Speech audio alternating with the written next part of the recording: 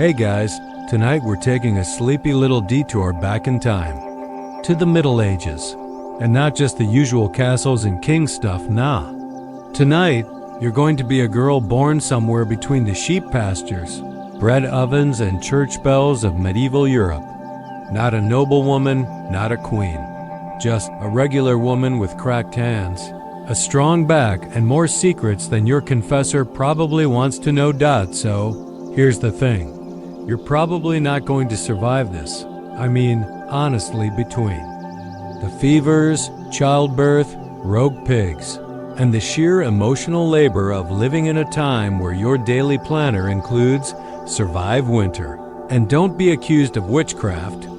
Yeah, things get roughed out, so before you get comfortable, take a moment to like the video and subscribe, but only if you genuinely enjoy what I do here. And hey, drop a comment with your location and local time. I love knowing where and when you're listening from. Now, dim the lights, maybe turn on a fan for that soft background hum, and let's ease into tonight's journey together. You arrive into the world somewhere in the middle of everything, the middle of a century, the middle of a continent, the middle of a muddy cottage on a nippy spring morning, when the air still smells like damp straw and chimney smoke.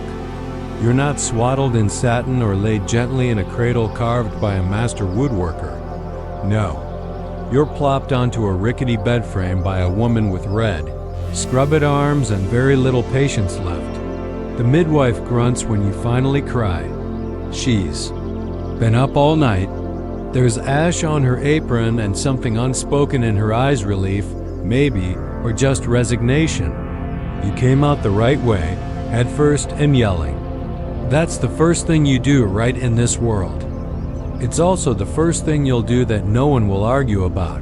You're not the first baby born today, nor the most exciting. There's another one being born just a few cottages down, his father already celebrating like it's the second coming. Because, of course, his is a boy. You're a girl. This fact will not define your entire life, but it will set the tone. Your mother, exhausted and ghost-pale, holds you like she's both grateful and afraid.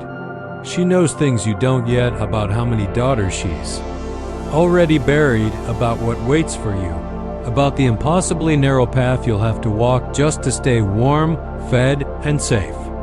She doesn't tell you any of this, obviously. She just hums. Her voice is cracked and soft like a worn linen sheet. You can't focus on much, not at first. The world is blurry and cold and sort of smells like turnips. You'll get used to that. It's kind of the signature scent of your century.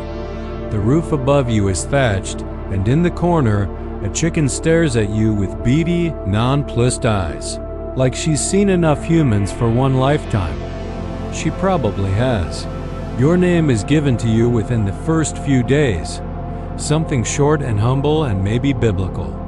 Maybe you're an Alice, or a Maud, or something sturdy like Agnes Good. Names for a life with practical shoes and low expectations.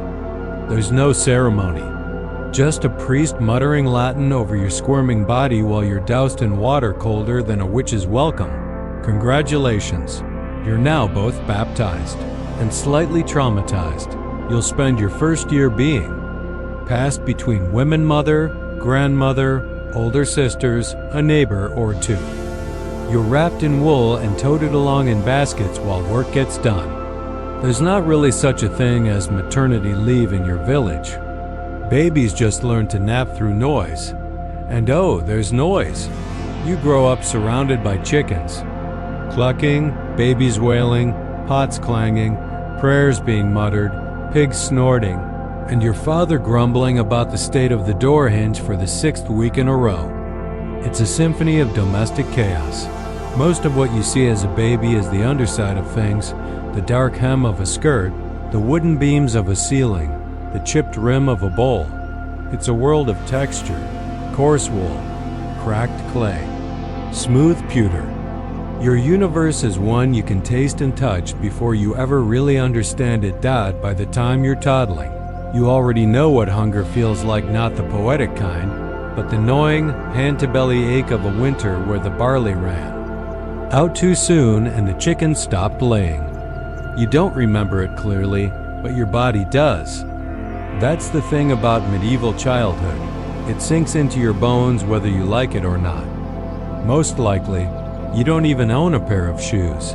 Not yet. You shuffle barefoot through mud and manure, and your mother wipes your feet with the same cloth she uses for the dishes. Germ theory won't arrive for a good 500 years, so fingers crossed. The cottage where you live is a single room shared with everyone. Family, occasionally neighbors. Sometimes even livestock if the weather's bad enough. Privacy isn't a thing. Neither is silence. But somehow, you start to feel safe in it, in the warmth of bodies packed close together, in the steady rhythm of the fire crackling and your mother's spinning wheel creaking. You probably don't have toys. Maybe a rock you named. A doll made of rags with one button eye. If you're really lucky, a carved wooden animal that your older brother smuggled back from town before he stopped talking to you altogether. He's 10. He's busy now. He has very important mud to shovel. Learning happens slowly and mostly through watching. You learn that the dog sleeps near the fire because it's smart. That you don't touch the priest's robes unless you want to slap. That when your mother's voice drops low, it's time to listen, even if her hands never stop moving. One day, you burn your hand on the stew pot. The pain is sudden and furious. You shriek, and your aunt, who seems like she was born angry, dunks your hand in cold water and says something that might be both a prayer and a curse. Later, she rubs goose fat on it and wraps it in linen. The scar stays. But so does the lesson.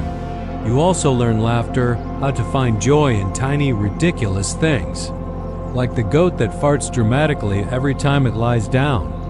Or the time a mouse ran across your father's chest while he was snoring. He woke up shouting in Latin, which he doesn't even speak. You laugh. A lot, actually. That's something people forget when they talk about the past. Yes, it was hard. But people still found ways to laugh loudly, inappropriately, with their mouths full of onions. By the time you're 5 or 6, people have stopped calling you a baby. You're now a little woman, and expectations start piling up like firewood before a storm. You're handed chores, real ones. You might be put in charge of keeping the fire going or sweeping out the ash. Your arms are small, but there. Already strong. You learn early that your value comes from what you can do, what you can carry, how well you can disappear into your duties without complaint. You start to realize without anyone ever saying it that girls don't get to dream too loudly. But at night, when you lie curled beside your sister on a straw-stuffed mattress, and the sounds of the house hush down to creaks and breathing, you do let your mind wander. You dream about what's beyond the next village, about saints and queens and far-off lands, where maybe the streets are clean and the girls get to sleep in. You don't know much about the world, but you feel it waiting. Somewhere out there, it's spinning louder, richer, stranger than this. Smoky little room. And though no one's ever going to ask what you want from it, part of you already wants to find out. But for now, you sleep. You've earned it. Tomorrow, your real training begins. You just don't know it yet. Morning comes the same way it always does, soft, gray, and uninvited. There's no rooster crowing because that would be too poetic. Instead, you're woken up by your mother clattering a pot and mumbling something about mice getting into the flour. Again, your feet touch the cold floor, and the day begins before your eyes have even figured out how to stay open. You're around 6 years old now, though no one's really keeping track. Birthdays aren't much of a thing unless you're a noble, a saint, or Jesus. What matters is that you're no longer just a child, you're a useful pair of hands. And in a household like yours, that's a promotion. Outside, the world is wet. And alive, the air smells like sheep, rain-soaked earth, and something slightly burned. Smoke from the chimney clings low to the ground, crawling between cottages like it's trying to avoid detection. You tug a rough wool dress over your head still. Scratchy, still 2 sizes too big, and step into a world that's already moving. Your mother hands you a bucket.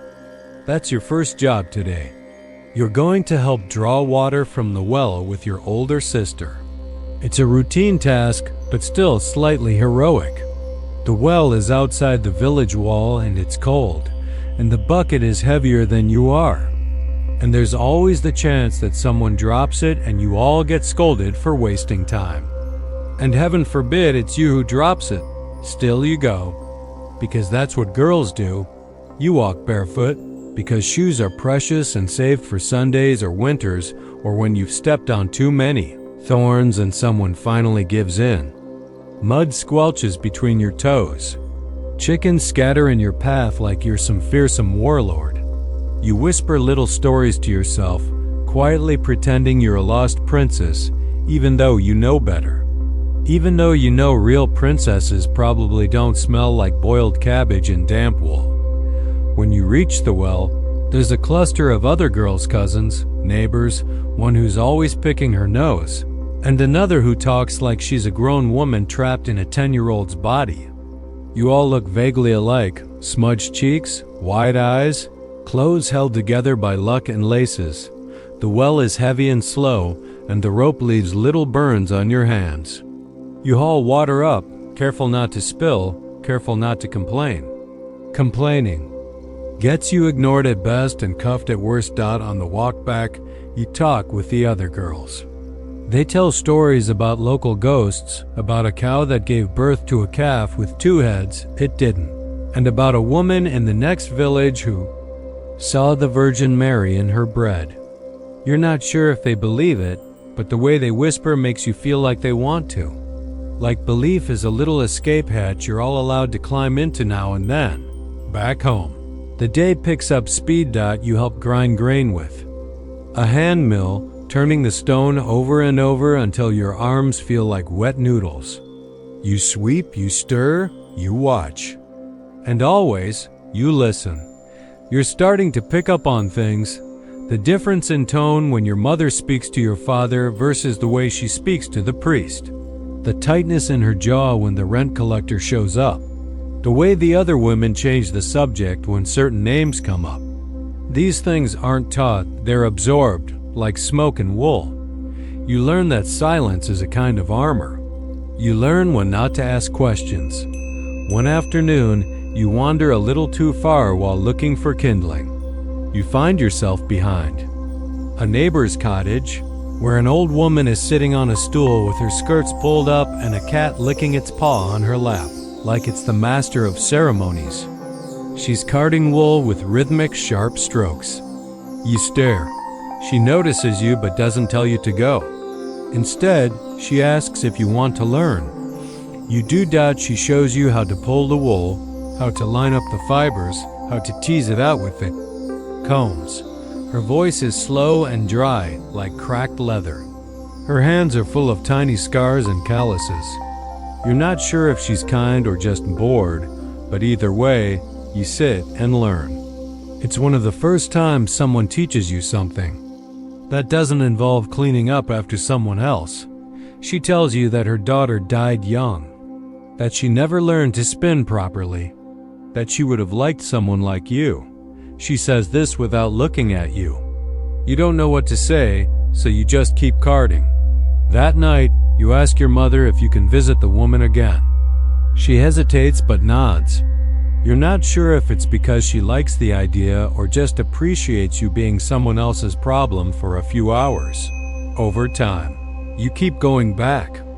The woman, her name is Lettuce, though no one says it with a straight face, teaches you more than spinning. She teaches you how to listen to the wind, how to tell when a storm is coming by the way the birds fall quiet, how to read the patterns in your own body, when your stomach tightens, when your back aches, when your hands twitch for no reason. She calls it knowing your humors. You're not entirely sure what that means, but you pretend you do. Sometimes she tells stories about saints and sinners, about women who could heal just by whispering, about one girl years ago disappeared into the woods and came back with white hair and a secret she never told. You ask what the secret was, she shrugs. Historians still wonder if women like her were real, or if we just dreamed them into being.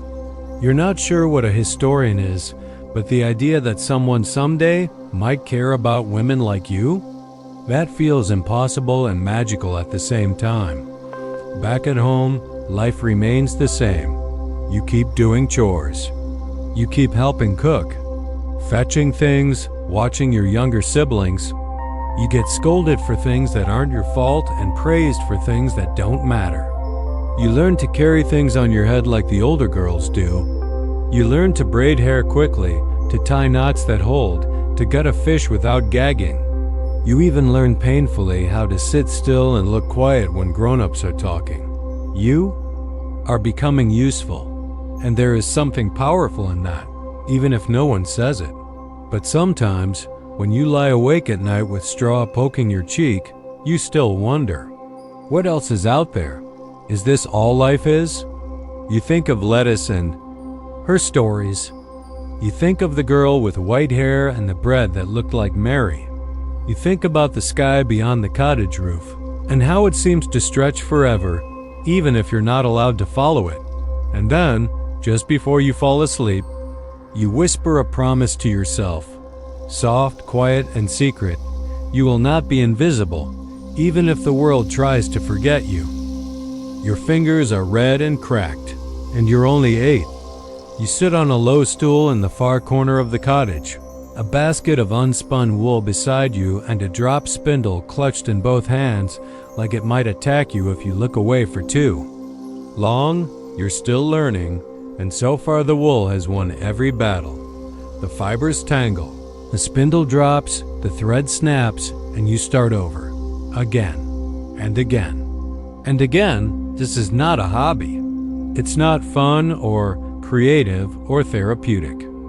This is labor, daily, expected, inescapable, because cloth doesn't make itself, and nakedness is frowned upon, even in medieval times. Your mother passes behind you, arms full of wet laundry that smells like ash and rosemary. She glances at your work without stopping, doesn't comment, doesn't need to. You already know it's not good enough yet. You pick up the spindle again and try to remember what lettuce told you. Pinch the fibers, let the twist run through, then release gently, like a breath. She made it look effortless, like spinning was just a kind of patient dance with the thread. For you, it feels more like wrestling a ghost. Outside, the world is cool and cloudy, a typical early autumn day. You've just barely outgrown the age when chores are considered play, and now you're firmly in the realm of child labor with all the blisters and none of the benefits. And today, your task is spinning enough thread to eventually make ... something. A tunic, a sheet, or maybe just one very, very mediocre towel. You're not the only one spinning. The entire village hums with it. Girls and women everywhere twist and pull and roll thread between their fingers, each one adding to the endless river of cloth that keeps life moving forward. You spin by daylight, you spin by firelight, you spin until the motion seeps into your dreams. Sometimes you dream of nothing but string. When your arms tire, you help your mother with other work. She teaches you to mend holes with tiny, invisible stitches. She shows you how to patch, to turn old garments into new ones by sheer force of will and a needle that's been passed down through 3 generations. It's made of bone, and you've already pricked yourself with it twice today. You are told, casually, that if you marry into a house with sheep, you'll be lucky. Wool is the closest thing to gold most families have. Your dowry may not be coins or jewelry. It might just be 10 hanks of thread and the promise of a sturdy loom. So you spin, and you start to understand every stitch and every garment is a small act of survival. Every strand twisted on your spindle is one more thread holding your family's future together. You're not a child playing dress up. You're a young woman learning how to clothe the people she loves. And honestly, that's a lot of pressure to put on someone whose teeth are still coming in. By 9, your embroidery begins. It's another quiet task, another test of patience. You sew little borders onto cuffs and collars, nothing fancy, just enough to show someone cared. Your mother teaches you how to make patterns, tiny crosses, curling vines, rows of stars. Your fingers bleed, but your work is beautiful. She doesn't say it's beautiful, but she doesn't unpick it either, which is basically the same thing. At church, you notice things you didn't before. The statues of saints are often dressed in flowing gowns with elaborately stitched hems. You start to wonder who made their clothes, if the women who embroidered them ever got credit. They didn't. The altar cloths are white as snow, with threadwork so fine it looks like spider webs. You press your nose to the edge of one during Mass and wonder how many fingers a woman lost making it. One Sunday, you hear a priest praise a woman named Lydia, who sold purple cloth in the Bible. He says she was faithful, industrious, obedient. You notice he didn't say anything about whether she likes sewing. Nobody asks you whether you like it either. You learn to spin faster, tighter. You learn that good thread is like good behavior, strong, clean, and nearly invisible. You also learn that bad thread will be pulled out and redone no matter how long it took. You start to develop preferences. Flax is annoying, it tangles and smells weird. When wet, wool is warmer but leaves fuzz all over your dress. You start to dream of silk, though you've never touched it. Only the noble girls have that, and they don't spin it themselves. They just wear it like magic.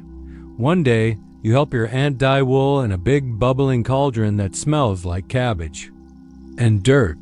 The dye is made from madder root and produces a dull reddish color, almost like dried blood. You stir the pot with a stick almost as tall as you are, and for once, no one tells you you're doing it wrong. It's one of your favorite days. Later, your hands are stained orange for 3 days, but it feels worth it. You made something real, something vivid. You start to wonder what else you could color, change, transform. And then one evening, you see a noble woman pass through your village.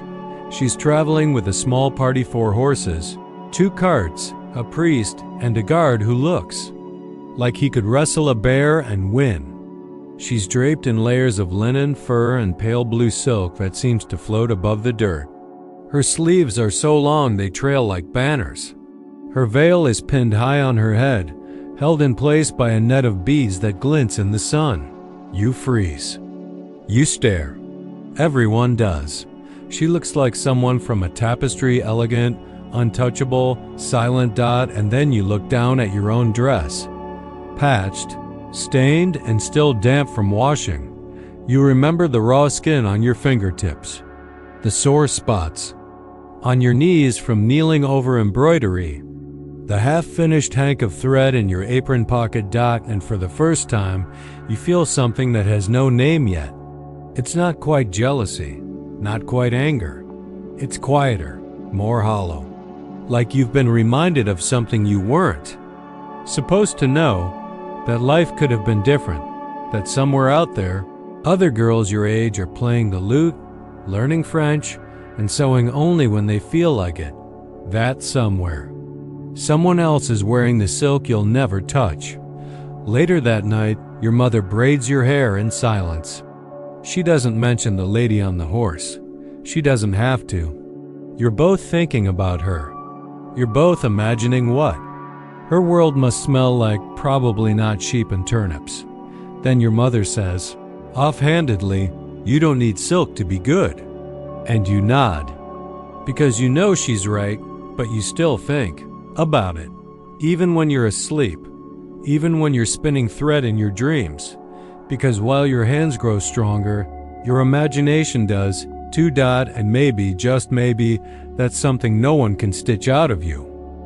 The church bells ring like they always do, loud, persistent, slightly off key, and everyone in the village moves like they've been wound up by the same string. It's Sunday, which means clean faces, tighter braids, and you're least comfortable. Dress that still smells faintly of last winter's candle smoke. You walk in line with your family to the church, feet crunching over frost-hardened ground.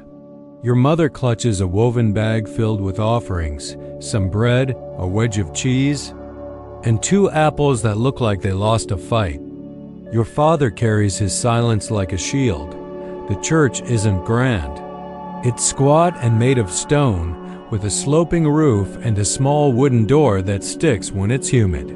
Inside, it smells like damp stone, beeswax, and centuries of whispered guilt. The light filters through tiny stained glass windows, casting reds and golds onto the worn floorboards. You sit in your usual spot 3rd row from the front, slightly left of the altar. Close enough to be seen, far enough to avoid direct eye contact with the priest. This is the part of your life you never question. Church is the center of your week, the clock your days rotate around. It tells you when to fast, when to feast, when to feel guilty, and when to feel especially guilty. It tells you what to confess, what to wear, what to think about when you're kneeling alone in the dark. Today's sermon is about obedience. Again, the priest's voice echoes off the stone, each word heavy with meaning you're too young to fully grasp, but old enough to feel pressing down. He talks about Eve, about sin, about temptation. And somewhere in the middle of it, he gives a long pause before he says, women are naturally weaker vessels. He waits like he expects a reaction. There isn't one. Your mother stares straight ahead. You pick at the splintering pew. You've heard it before. You'll hear it again after Mass. You mill outside the church with the rest of the village. It's a sort of unspoken rule: no one leaves immediately. There's gossip to exchange, children to wrangle, and the priest to smile politely at before. Escaping, he walks by you today, stops, smiles in that way grown men sometimes do when they don't quite remember your name but feel entitled to your attention anyway. He tells your mother you're growing up fast. His tone makes your stomach tighten. Later, your mother will say, he meant well. But you're not so sure. The church is more than a building. It's a system, a watchful eye, a place that teaches you how to measure your worth in silence and piety, and how clean your neckline is. You learn not just how to behave, but how to be small, careful, obedient. And you learn early that sins come in categories. There are the ones you know: lying, stealing, laziness. And then there are the ones just for girls: being too loud, too proud, too curious, too beautiful, too anything. The Virgin Mary is the gold standard. Quiet, pure, modest. She's held up in every sermon, every stained glass window, every whispered bedtime prayer. But no one tells you how to be like her. She was born perfect. You were born human, and human, as the church likes to remind you, is dangerously close to sinful. Still, there are parts of this ritual you love. You love the way the incense swirls like smoke spirits in the cold air. You love the songs, especially the ones in Latin that no one understands but everyone sings anyway. You love the candles, their slow wax drips, their steady glow. Sometimes, you stare into one until your eyes water, just to feel like you're seeing something sacred.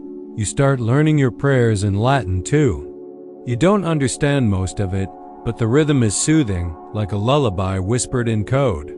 You kneel. Fold your hands, close your eyes. You whisper things you're not sure you believe yet, but belief isn't really required. Just obedience. At home, your family keeps a tiny wooden cross nailed to the wall above the hearth. You say grace before meals. You say prayers before bed. You learn the names of saints like they're distant relatives. Saint Apollonia for teeth, Saint Margaret for childbirth, Saint Catherine for cleverness. You start to wonder if there's a saint for tired. Little girls who just want a nap and maybe one less chore. No one tells you about her. But you hope she's out there. As you get older, the church's grip tightens. You're taught that your body is a temptation, that your hair is dangerous, that your smile can lead a man into sin if you're not careful. You start to understand that your value lies in your ability to resist desire, attention, ambition. You must be a gate, not a doorway. Your first confession is terrifying. You kneel in the booth, heart hammering, and whisper your faults into the dark. You confess to stealing a bit of cheese once, to hating your brother for a whole day, to thinking the priest's homily was boring. You skip that one. The priest absolves you in a voice that sounds tired. You leave feeling cleaner, but also a little smaller. Confession becomes routine, like sweeping the soul's floor. And yet, there are cracks in the certainty. You overhear your mother one night talking with your aunt by the fire. They speak in low tones about a woman from another village accused of heresy. You don't know the full story, only that she read too many books and asked too many questions. Her name was Marjorie, or maybe Joan. The details are hazy. The fear is not. Historians still wonder if women like her were revolutionaries, or just unlucky enough to be intelligent at the wrong time. Your aunt says, it's better not to be noticed. Your mother nods. You pretend you didn't hear. Still, you notice other cracks too. You notice that some of the old women in the village don't go to church anymore. They stay home, muttering their own prayers in a mix of Latin and something older, something earthy. You see charms hanging in doorways, bundles of herbs tucked above beds, a bowl of milk left outside for someone. You ask Lettuce once why she never goes to Mass. She looks at you sideways and says, "Child, the church is good for some things, but not everything." You don't ask what she means. Not then. You begin to understand that belief is a spectrum. Some people believe everything. Some believe just enough to stay out of trouble.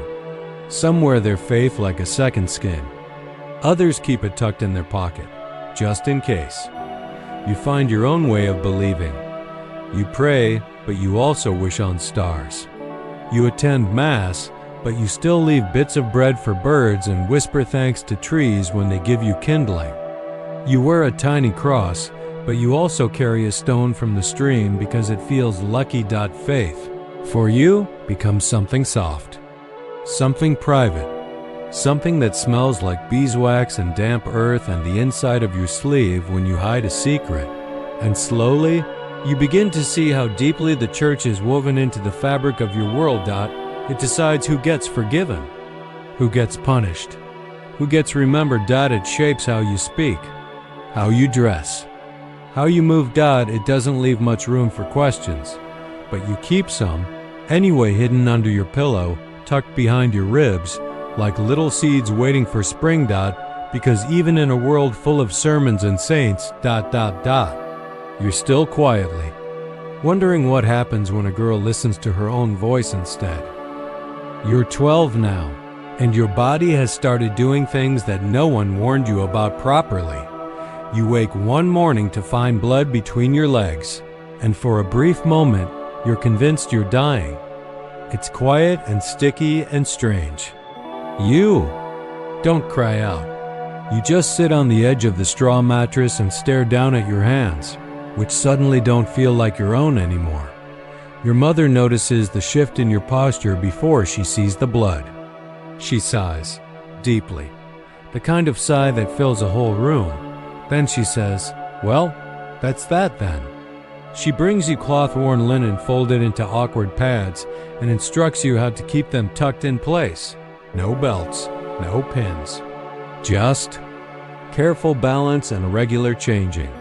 She says nothing about what this means, not really. Just that you're becoming a woman, and that you'd best be careful now.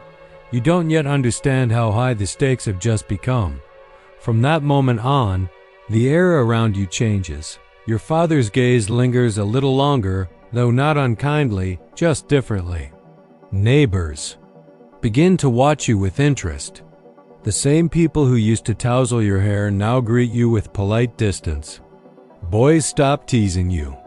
They don't look at you so much as around you, as if they're suddenly unsure what you're made of.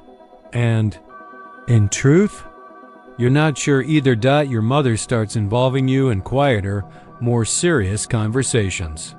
She tests your bread for doneness by eye and lets you mark the dough with a cross before baking. She lets you manage small trade deals too. Eggs for a hunk of salted pork, a skein of thread for a bucket of apples. You feel important, like a shadow of an adult, but it comes with an edge, because now everyone is talking about marriage. Not your marriage, not out loud. But it hangs in the air like the damp before a storm. You hear your name mentioned behind closed doors. You catch whispers when you pass by. So-and-so's son is nearly of age. Such and such family has land, but no daughters. It's all very strategic, like cattle breeding, but with more embroidery. You find yourself wondering if you'll get a say. Spoiler: you won't. If you're lucky, your parents will consider your opinion. If you're unusually lucky, you might even know the boy beforehand, maybe a neighbor, maybe someone you've helped carry firewood with. But most likely, you'll meet your future husband after the ink dries. Marriage in your world is not about love. It's about survival, property, alliances, milk cows. You're a piece on a much bigger board, an asset with teeth, hips, and a passable dowry. And your time is ticking. There's something called marriageable age, and you are suddenly in it. It's not a number so much as a feeling, a way the village begins to tilt around you. Men size you up like a harvest. Women study your sewing skills with slightly more urgency. Even the priest starts slipping marriage into sermons more often, as if God himself has a guest list and is getting impatient. You still sleep beside your younger siblings, still dream about far-off castles and dragonless adventures. But now the world is watching you through a keyhole, and you're starting to understand how little room there is to move. Your mother teaches you how to prepare a dowry chest. It's not full of gold or jewelry, those are for the nobility. Yours is more practical. Linen sheets you stitched yourself, a wooden spoon, a small brass cross, a pair of shoes that only fit if you curl your toes slightly. These things are your future, your offering. Your name is whispered into rooms you're not invited into. Your value is calculated in thread count and calloused hands, and one day the whispers become a proposal. He's 15. His name is Osric. He has most of his teeth and owns one entire pig. His family has a bit of land, and your father says they're respectable.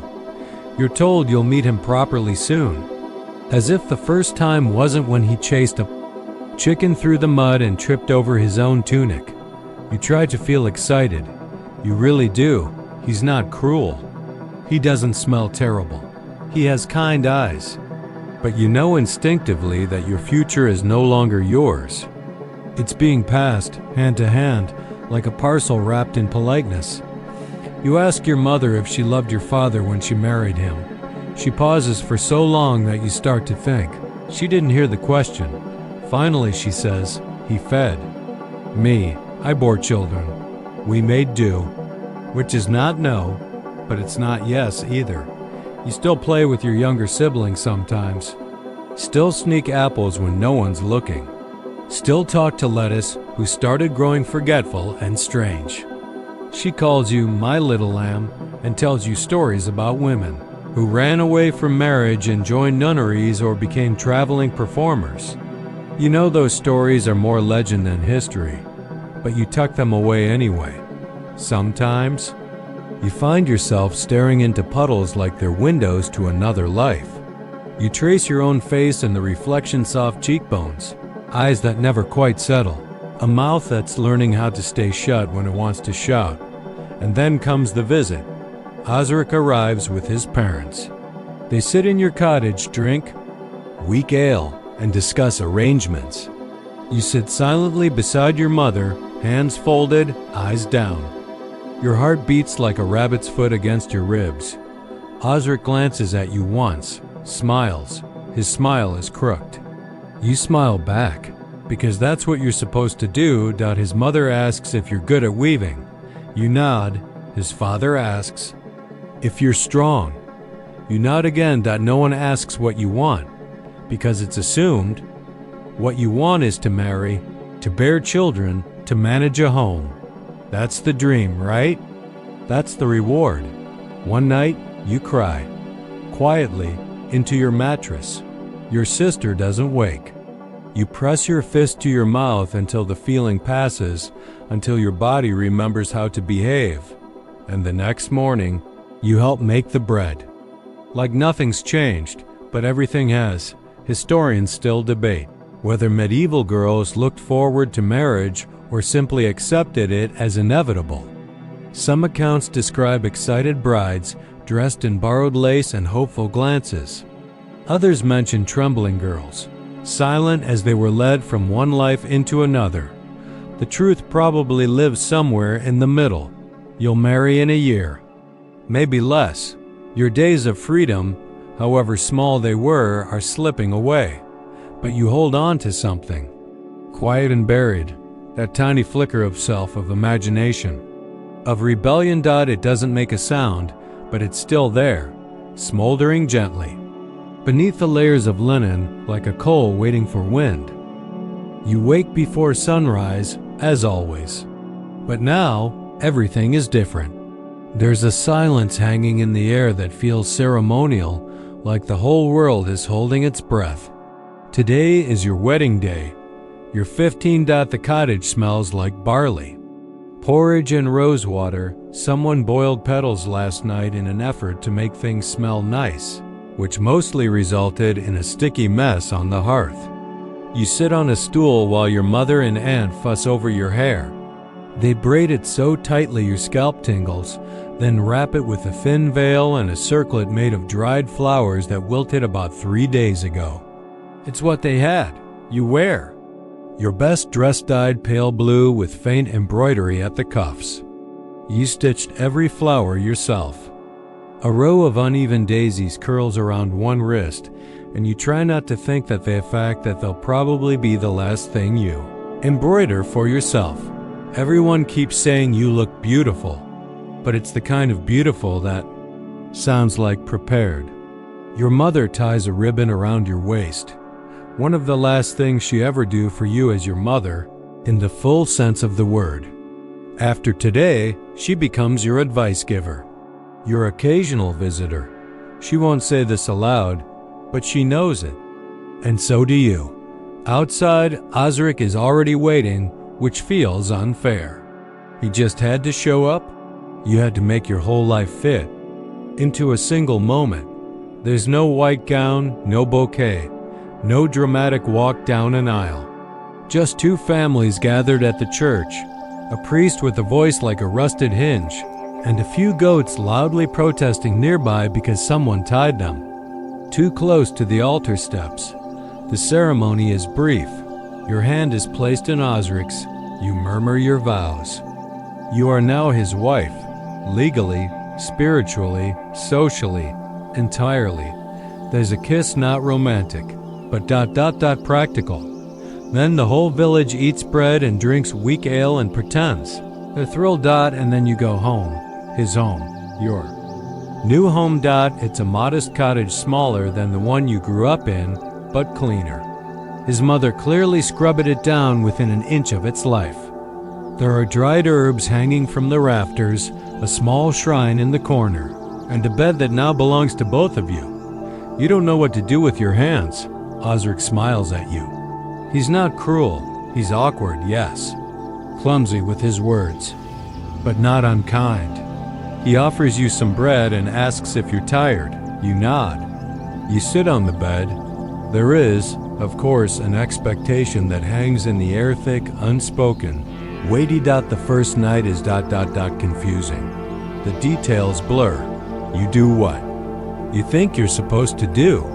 He's gentle, and still, it feels like something you weren't quite ready to give away. Later, you lie still and listen to the wind shake the shutters and wonder if this is how adulthood is supposed to feel. No one prepared you for the quiet grief that comes after the ceremony. The sense that something ended and you're not entirely sure what. In the morning, you make breakfast, because that's what wives do. You learn quickly what's expected. Meals at sunrise, tending the hearth, repairing clothes, brewing ale, keeping accounts, even though the numbers sometimes jump around. In your head, you clean, you cook, you repeat. Every day feels like the last one, but with more aching in your wrists. Osric goes out to the fields. You stay behind. You are now mistress of the household, which sounds glamorous but mostly means you're responsible for everyone else's comfort. And if something goes wrong, spoiled milk, a torn tunic, a cold fire, you're the one who gets the look. You miss your sisters. You miss your mother's voice in the next room. You miss knowing which floorboard creaks and where the sun hits the wall at midday. Here, everything is unfamiliar, even yourself. Still, you adapt. Because you have to. You learn to read Osric's moods. When he's quiet, when he's playful, when he's frustrated with the harvest. He starts calling you dear when he's in a good mood, and woman when he's not. You notice when he forgets to rinse his bowl, when he leaves mud tracks on your clean floor. You say nothing, you sweep, you rinse. You carry the weight. Your body changes again. You suspect you're pregnant before you tell anyone. Your chest aches, your appetite shifts. A strange fluttering begins low in your belly like wings brushing against bone. You wait, unsure.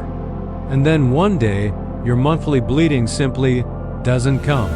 You tell Osric that evening. He stares at you like he's just learned the sky might fall. Your mother comes the next day. She hugs you hard, then tells you to stop carrying buckets, to eat more meat, and to rest whenever you can. You nod, but resting is hard when you're already doing everything. The pregnancy is long, slow, uncomfortable. You swell. Your back aches, your ankles vanish. You still cook, you still sew. You still smile politely when old women ask if you're hoping for a boy. Everyone is hoping for a boy. You are told that if it's a girl, it means you'll have another child quickly, and another, until a boy arrives. It's not cruel, just expected. Historians still wonder how medieval women coped with the endless pressure of childbearing, how they carried the weight of life and death in their wombs while still expected to bake bread and act cheerful. You wonder too. The birth comes on a cold, wet morning. You scream, you cry, you bleed. The midwife mutters prayers. Your mother holds your hand like she's willing you to stay alive by sheer grip strength. You don't remember much, just flashes, pain, heat, voices, cold water, and then a cry. Not yours, smaller, sharper. Your child, a daughter.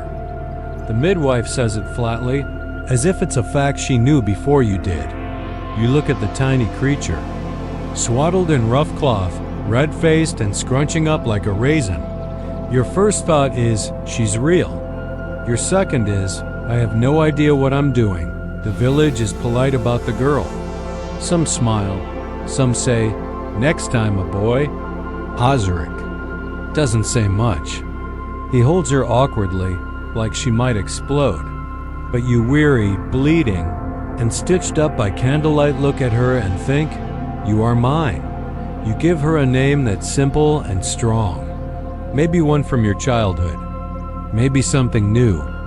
She fits in your arms like she's always been there. And suddenly, everything else fades. The weeks after are a blur of feedings. Crying, sleeping in patches, and trying to keep the fire going without dropping your child in it. Your body aches. Your breasts leak. Your emotions shift hourly.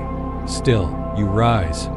You stir the pot with one hand while rocking the baby with the other. You hum lullabies you barely remember learning. You forget what silence sounds like, but in the fazan, Rare quiet when your daughter sleeps, and the house is still. You look down at her and whisper things you never say aloud. Things like, "You are more than this. You will not be just someone's wife. You will know what it means to choose, because even if you couldn't choose your path, maybe she can." And that hope, thin, flickering, fragile, is enough to keep you going. You are 18 now. Your daughter toddles across the dirt floor with the strange, wobbly determination of someone who has absolutely no idea what fear is. She falls at least 5 times an hour, cries maybe twice, and laughs like she's already learned that chaos is hilarious. You love her so much it aches in your chest. You also haven't slept through the night in 2 years. Your life is quieter than it used to be, but not calmer. Everything runs on rhythm now. Wake, feed, sweep, stir, soothe, mend, repeat. You've got a second baby on the way. Your stomach has started to stretch, gently but surely. Osric is proud. Your mother is vaguely smug. You mostly feel tired. Your days are spent in layers, layers of chores, layers of fabric, layers of expectations that stack so high, you occasionally forget there's a human being underneath them all. Still, you manage. You've become what the older women call a proper wife, which is shorthand for no longer visibly confused by everything. You can bake bread with your eyes half closed. You can keep a fire going with damp wood. You can settle disputes between neighbors, reweave a fraying hem, and unclog a thatch roof drain with nothing but a long stick and some choice words under your breath. You are competent, efficient, entirely responsible, which means no one checks on you anymore. There's a strange loneliness to competence. Once people know you can carry the weight, they stop offering to help hold it. But you're not alone, because today, your mother-in-law is visiting. She arrives like a storm that never quite breaks, arms full of dried herbs, mouth full of unsolicited advice. She kisses you on both cheeks, then immediately starts rearranging the herbs you already hung by the door. "You've hung these wrong," she says. "No wonder the child's been coughing." You say nothing, because this is her way of showing love. She brings honey, a little jar of ointment that smells like onions and thyme, and a long story about her neighbor's daughter who allegedly gave birth to twins so small they could fit in a single shoe. You don't believe her, but you let her talk. It's easier that way. In between comments about your stitching and questions about your bowels, she tells you something useful. "You're not just raising children," she says, poking at your fireplace like it insulted her. "You're raising witnesses." You blink. She doesn't explain, just leaves the words hanging there like steam in the air. Witnesses to what, exactly? The daily grind? The quiet sacrifices? The dozens of moments no one else sees, the way you patch shoes at midnight, the way you eat last so everyone else has enough. Your daughter watches everything, learns everything. And one day, she'll remember maybe not the details, but the feeling, the rhythm, the hum of your hands moving through her childhood like a silent song. Later that week, you visit Lettuce. She's older now, slower. Her hands shake, and sometimes she forgets your name, but she still tells stories. She says you have working eyes and hands like a girl who won't drown. You don't know what that means, but you write it down in your mind anyway, just in case it turns out to be some kind of coded prophecy. Lettuce talks about old magic. Not spells, not really, but the kind of knowledge women pass down when no one's listening. How to tell if milk's gone sour by the smell of the bucket. Which herbs ease childbirth and which ones end it. How to read dreams by the way the chickens behave. You ask if she believes in it. She just shrugs. Beliefs. Not always the point. Sometimes it's just ... knowing where to look. She hands you a small pouch of something that smells like crushed pine needles and hope. For strength, she says. You don't ask what's in it. You tie it around your neck like a charm and leave it there, because why not? You start to realize that women carry power in strange ways, quiet ways. It's not always in what they say, it's in what they remember. How to stretch a meal, how to hide a bruise, how to survive. There's no word for it, but you know it when you feel it. One morning, your daughter starts mimicking you. She gathers scraps of cloth and pretends to stitch them. She stirs an empty pot with a stick. She sings to her doll in a slightly off-key version of the lullaby. You hum when you're half asleep. You feel something catch in your throat. She is small, but she is watching. The baby inside you kicks. The world turns. And slowly, your thoughts start drifting further.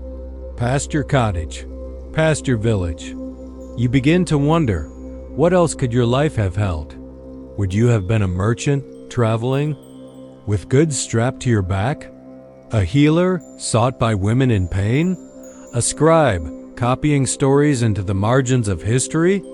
Historians still wonder whether medieval women had interior lives, whether they dreamed, yearned, imagined more. And the answer is, of course they did. You are living proof. You've built a life out of threads and firewood and exhaustion, yes. But you also hold pieces of yourself in pockets no one can see. Tiny stolen moments when your mind drifts far beyond your walls.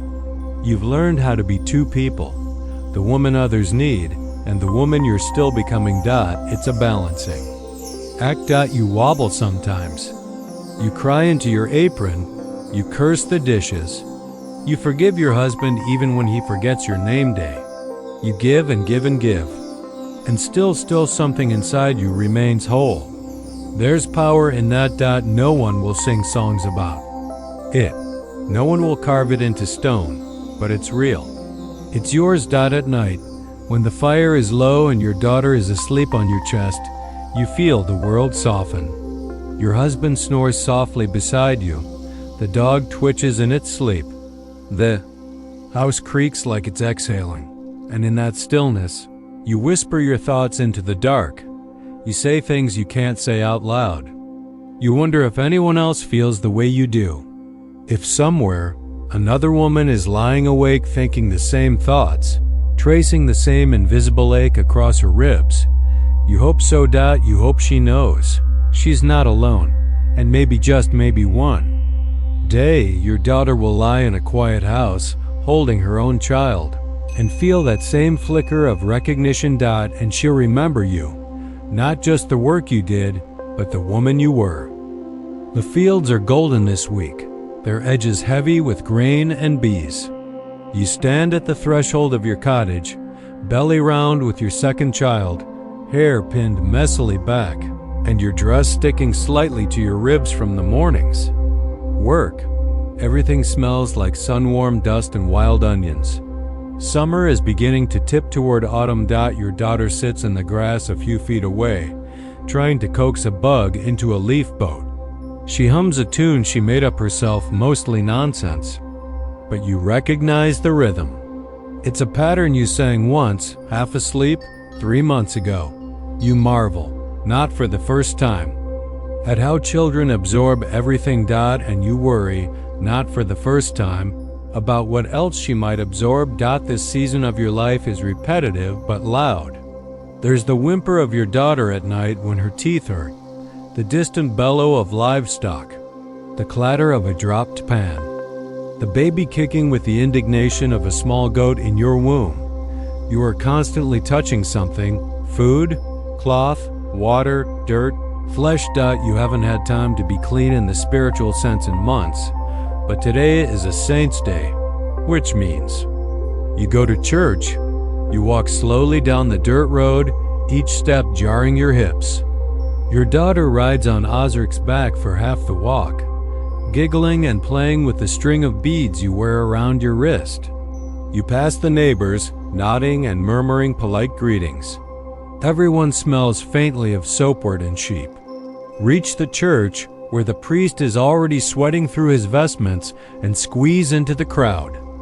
The air inside is heavy, like everyone collectively held their breath and then forgot to exhale. The sermon is long. The bench is hard. Your knees ache from the kneeling. You lose count of how many times the priest reminds the congregation that woman is the weaker vessel.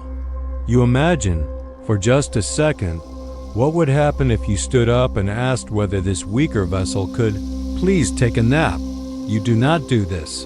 Instead, you whisper a quick prayer. Not the fancy Latin kind, but something a little messier, more desperate. It starts with, please let this baby come out quickly, and ends with, also maybe let me not die. You think God understands after Mass there's bread and a communal meal. You sit in the grass with other women, share pickled turnips and gossip. You say things like, that boy's grown like a beanpole, and I heard she used vinegar on the wound. Can you believe it? Your daughter scampers around with a gaggle of toddlers, none of them entirely clean, all of them shrieking joyfully. About Mud Dot you listen. You nod. You offer advice when asked. You're part of the invisible council of women that keeps the village functioning one quiet decision at a time. And that's when she shows up. A woman. Strange. Traveling alone. You notice her because she walks like she's not afraid of anyone. Which, in a village like yours, is either a mistake or a miracle. She carries a small bag. A stick carved with symbols and a slightly worn expression that says she's been walking for days. Her dress is a little too fine for a beggar, but not fine enough for a noblewoman. She doesn't kneel when the priest gestures for her to, doesn't smile when the men nod politely. The other women watch her. You do too. Later, you learn she's a healer, or a midwife, or a witch. No one's quite sure. She helps a woman deliver twins the next morning, using a boiled root no one else has seen before. The twins survive. So does the mother. Which, as you know, is a miracle in itself. And suddenly, this woman is no longer strange. She's valuable. You sneak away one evening when your daughter is asleep and Osric is fixing a fence to speak with her. You bring her some bread and ask, softly, if she has anything for back pain. She does, but she also gives you something else, a little folded paper with a charm drawn on it. She says it's for strength.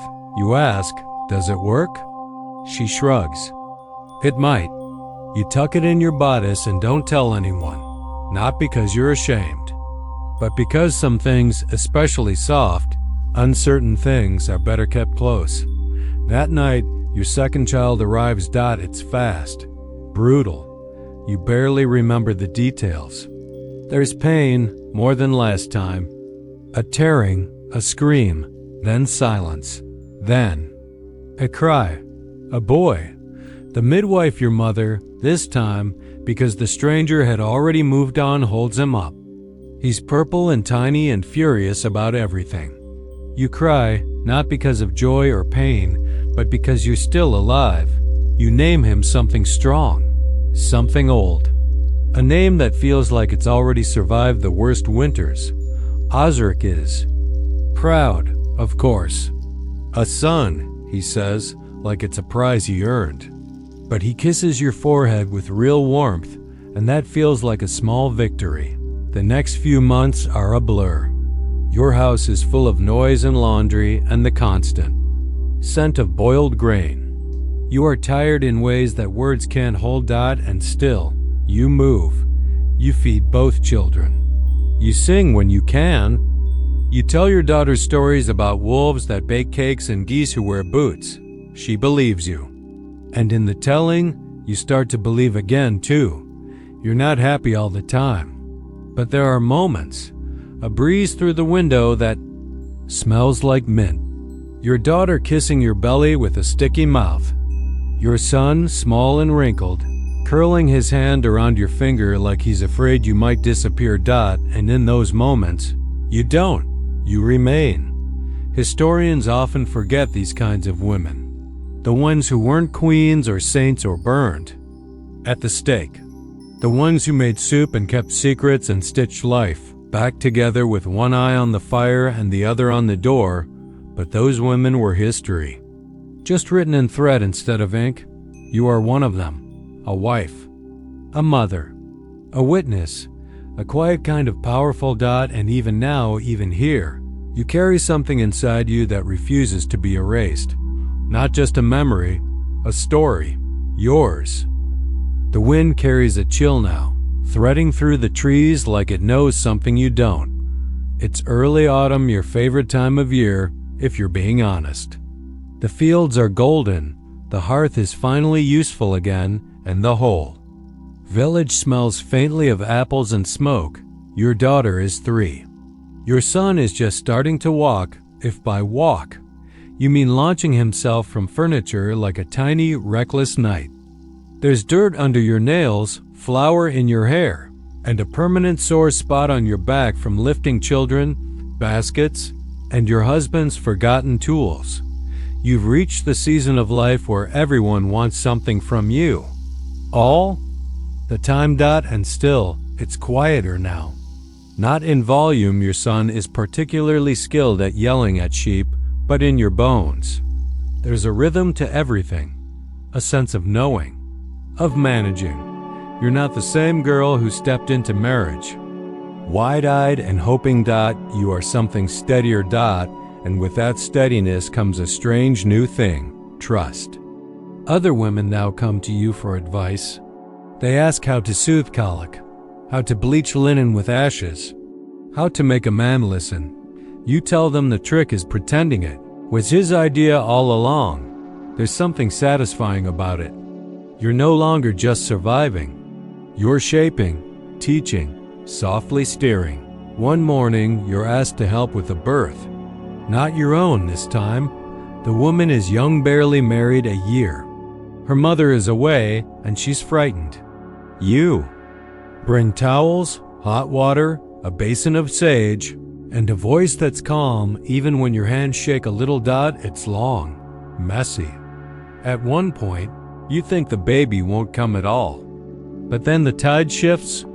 They're screaming. Blood, the heat of effort and fear and something older than words.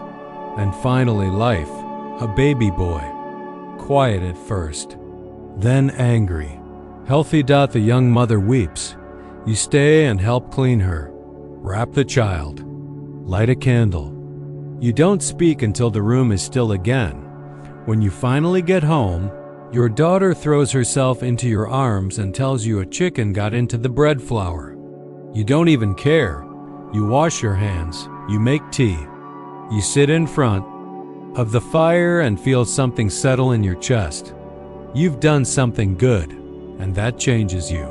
A few days later, a woman named Mavis, who has 4 children and a spine like a bent pitchfork, asks if you'd ever considered becoming a midwife. You blink. Me? She shrugs. You're calm and quick, and you don't faint. It's not exactly a job offer. Midwives don't get hired. They get inherited, passed from one to the next, like a secret recipe. Still, the idea burrows in. You start collecting bits of knowledge the way some women collect gossip. You ask about herbs. You watch chickens give birth. You observe which teas calm which stomachs. You memorize the timing of labor. You begin to understand what color blood is good and what color means. You should start praying immediately. It's not glamorous work, but there's something powerful in it. You become a keeper of moments. The first breath, the first cry, the first naming, and you begin to see women in a different way, not just as wives, or daughters, or gossipers, but as warriors. You see the woman who goes into labor during a thunderstorm and curses God with every contraction. You see the woman who loses a child and sings anyway. You see the woman who holds her sister's hand through the night, even though she's grieving herself. These are not saints. There's something better. They're real. And you begin to ask yourself something you never asked before. What if I'm allowed to want more? Not riches. Not freedom in the way men have it. Just meaning, purpose beyond the hearth. A name that's spoken with respect, not just familiarity. Historians still debate the role of women healers and midwives in the Middle Ages. Some see them as trusted caretakers. Others view them as suspicious, too close to the line between magic and medicine. The Church is, of course, worried that women with knowledge are dangerous, especially when that knowledge can stop death or control birth. There are whispers, always, of midwives being witches, of herbalists being heretics. But the same people who whisper come running when the baby won't turn. So you keep learning. Quietly. You dry herbs in bundles above the hearth. You carve notches into wood to keep track of lunar cycles and bleeding days. You whisper prayers that blend St. Bridget and something older. Something Lettuce once told you long ago under her breath. You don't call yourself a midwife, but other people start to. And that's how it happens. Not with a declaration, but with a knock on the door at midnight and the words, "She needs you." You go, every time. And the work is never easy. You witness joy, yes, but also loss. Some babies don't cry, some mothers don't wake. You carry those moments like stones in your apron, silent, heavy, constant. You tell no one, except sometimes the wind or the moon, because they seem to understand. There's a part of you that still feels like a child, but another part, older, sharper, knows this is your calling. You are not just a wife anymore, not just a mother. You are a keeper of life's threshold, the place where things begin. And for the first time in your life, you are not afraid of being seen. You no longer shrink when the priest talks about a woman's place. You still kneel, still pray, but your prayers are different. Now bolder, less about forgiveness, more about clarity, about strength. Your children grow. Your husband ages. You continue.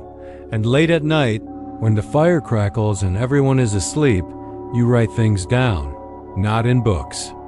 You can't read much beyond prayer scripts, but you write in memory, in smells, in textures, in the muscle-deep knowing of when to push, when to wait, when to speak, and when to simply hold a hand. You write yourself into the fabric of this village, stitch by invisible stitch. And one day, your daughter, now nearly grown, asks if she can come with you to the next birth. You look at her face, the sharpness of her eyes, the steadiness in her shoulders, and you think, maybe it really is inherited. Maybe, just maybe, the future begins again with her. It begins with a rumor. You hear it while gathering water. Two women speaking in low, uneasy voices over their buckets. A girl in the next village, barely older than your daughter, was taken from her home in the night, not by bandits, not by wolves. By the Lord's men. She's serving now at the manor house. Though everyone knows what that really means, you don't say anything at the well. You just nod, and your face stays calm, but inside your stomach tightens like a twisted cloth. You carry the water back home with shaking arms, and the whole way, your thoughts churn. It's not new. Of course it's not new. Women like you don't live very far from danger. It's not just in swords and raids and plagues. Sometimes it comes with a velvet glove and a wine-stained smile. Sometimes it wears a title. The manor house is perched on the hill like a smug old cat. You've seen it 1,000 times, looming over the village with its sharp stone teeth and polished windows. You've even been inside it once or twice for births, for tending fevers. Always called like a servant. Always spoken to like a broom with arms. There's power there. Not yours. And now it's looking closer. You don't say anything to your daughter. Not yet. She's just turned 12. The age you were when your life shifted from mine to theirs. She's still full of questions and opinions and that wild, stubborn streak that makes her talk back to grown men if they say something foolish. You worry about that streak. You also treasure it like gold. Osric doesn't notice the shift. He's busy with the harvest, the weather, the oxen. He trusts that the world makes sense, that the Lord protects, the priest guides, And the seasons return like they're supposed to, but you know better. So you start making plans. You teach your daughter how to read faces, not just lips and eyes, but intentions. You show her how to carry herself with purpose, like someone who doesn't make for easy prey. You start sending her to market with her younger brother, not alone. You keep her hair braided tightly, her dress plain. You teach her the kind of silence that listens, and you teach her the words that open doors, because knowledge is armor. 2. Meanwhile, the manor keeps reaching. A new tax, a new decree, a visit from one of the steward's men who seems far too interested in your daughter's age. You smile politely. You offer him bread, and you lie, just a little. She's not yet of age. You say, she's still got milk teeth. You add, she's promised already. He doesn't believe you, but he doesn't push. Not yet. That night, you sit by the fire and sew a small pouch. Inside it, you place a tiny sprig of rosemary, a pinch of salt, 3 dark seeds you don't name aloud, and a piece of old, burned cloth from the hearth. You sew it shut and tell your daughter to keep it with her, always. What is it? She asks. Something that says you are not theirs. You whisper. She doesn't ask again. Historians still argue whether women in the Middle Ages had any real power. The answer is complicated. Some did: noblewomen with land, abbesses with authority, midwives with secrets. But most power was borrowed, hidden, wrapped in the shape of a charm or a knowing glance. You work within the cracks of the world, and you're not the only one. There's a small, loose gathering of women ones who've noticed what you've noticed. You meet at the well, at the baker's, under the guise of trading honey or wool. You share whispers. You keep track. You protect each other's daughters. It's not rebellion. Not yet. It's something softer. Smarter. Resistant. One day, a girl from a nearby hamlet arrives with bruises and no shoes. She doesn't speak for days, just stares at the wall and flinches at every sound. You take her in. You feed her soup. You give her a blanket. Your daughter offers her a piece of bread with butter and holds her hand when no one's looking. Eventually, the girl speaks. She tells you the Lord's men took her sister, that her mother screamed until her voice broke, that they only left her behind because she hid under the floorboards. You don't ask for more. You just listen. And then you make a decision. You go to Lettuce. She's older now, white-haired, half-blind, still full of fire. She listens to your story and then rummages through a wooden box that smells like pine and old stories. She hands you a small vial of something thick and dark. For keeping him asleep, she says. You stare at it. Then at her. Will I need this? You ask. I hope not, she replies, but hope is not a plan. You hide the vial under a loose floorboard in your cottage, just in case. Later that month, your daughter starts asking questions. Why does the Lord get to take what he wants? You pause. Consider your answer. Because no one stops him, you say. She nods, then says very quietly, we should stop him. You smile, but not the amused kind, the proud kind, the terrified kind. And then you tell her a story about a woman who hid her children in the woods and survived a war. About a girl who walked into a church and made the priest confess his sins. About a wife who brewed the wrong tea on purpose and lived alone for 40 more years. You don't say whether these stories are true. You just let her believe they could be, because belief is a seed. And seeds are dangerous things when they take root.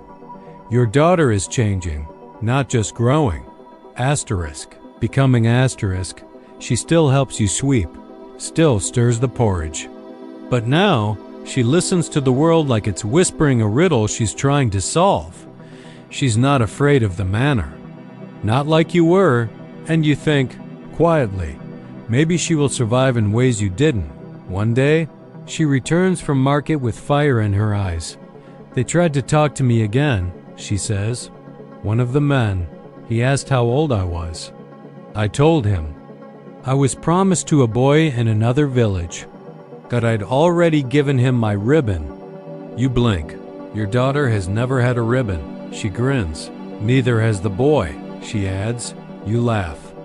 And it feels like a miracle, because laughter, in times like these, is an act of resistance. 2. That night, you sleep more deeply than you have in weeks. And when you dream, it's of your daughter standing tall, holding a flame in one hand and a basket of herbs in the other, smiling like someone who knows exactly what she's worth. It's the year of bad weather. That's how people will remember it. The rains come early. They stay too long. The roads turn to rivers, the fields to slop. Wheat rots where it grows. Sheep fall ill. Bread shrinks by the week, and meat becomes more memory than meal. Your neighbors mutter about omens, about curses, about sins that must have piled up like laundry in heaven. You don't bother with theories. You know the truth is simpler and crueler. The world isn't fair, and nature doesn't care who's virtuous. So you tighten your belt. You find ways to stretch a turnip until it lasts 3 meals. You dry out the crusts and mash them with herbs so your children still think they're eating something real. You ration salt like treasure. You say yes when your friend offers you nettles, even though you secretly hate nettles. Everyone's a little more tired this year, a little hungrier, a little thinner. You learn to spot the hollowed-out look in a person's face. You stop asking how they're doing. You already know. One day, your son comes to you and asks, "Why is everything so quiet now?" He means the birds. The birds have gone. You don't know what to say. There's a strange stillness hanging over the village. The kind that feels like the pause before something falls apart. And then the coughing starts. At first, it's just the butcher's boy. Then the old man who sleeps near the chapel. Then the priest. It spreads. One family loses 3 children in 4 days. A girl faints at the well and never gets back up. You stop going to market. You hear prayers in the night, some spoken aloud, some screamed. Someone calls it a punishment. Someone else calls it a fever. No one calls it what it really is. Plague. You don't need to know Latin to recognize death when it knocks. You try to stay calm. You clean obsessively. You burn rosemary and sage, hanging the bundles above every door. You boil your clothes. You make your children drink awful teas just in case. You whisper old blessings into your daughter's hair and draw a fire and draw a data and then draw a dozen. Cross an ash on your son's forehead when he sleeps. You don't let them out of your sight. Still, your neighbor's child dies. Then her husband. She doesn't come out of her house for a week. The village shrinks, visibly. Even the animals grow quiet. You stop counting days and start counting the people who are missing. Then your daughter develops a cough. It's dry at first, but then it deepens. Ozric insists it's nothing. She's strong, he says, but you've seen strong people turn cold in hours.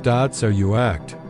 You go to the woods. Deep. Lettuce once showed you, to places even deer hesitate to cross. You gather the bitter root, the yellow flower, the bark that peels like paper. You whisper thanks to the trees. You forget to be afraid. When you return, your hands are stained green and your breath smells like dirt and panic. You make the tea. She hates it. You make her drink it anyway, and you pray. Not to the church god this time, but to anyone listening. For 3 days, she hovers. You don't sleep. You barely breathe. And then, on the 4th morning, she wakes up and asks for porridge. You've never cried so fast in your life. It's not over, of course. The plague continues. Some days, it feels like death is the only thing still keeping a schedule. But in your house, life lingers, shakily, fiercely, and you hold on to that like a rope in a rising flood. Historians often describe the plague in numbers: how many died, how fast it spread, what it did to economies. But they rarely talk about what it did to mothers. The minute-by-minute terror, the helplessness, the guilt of surviving.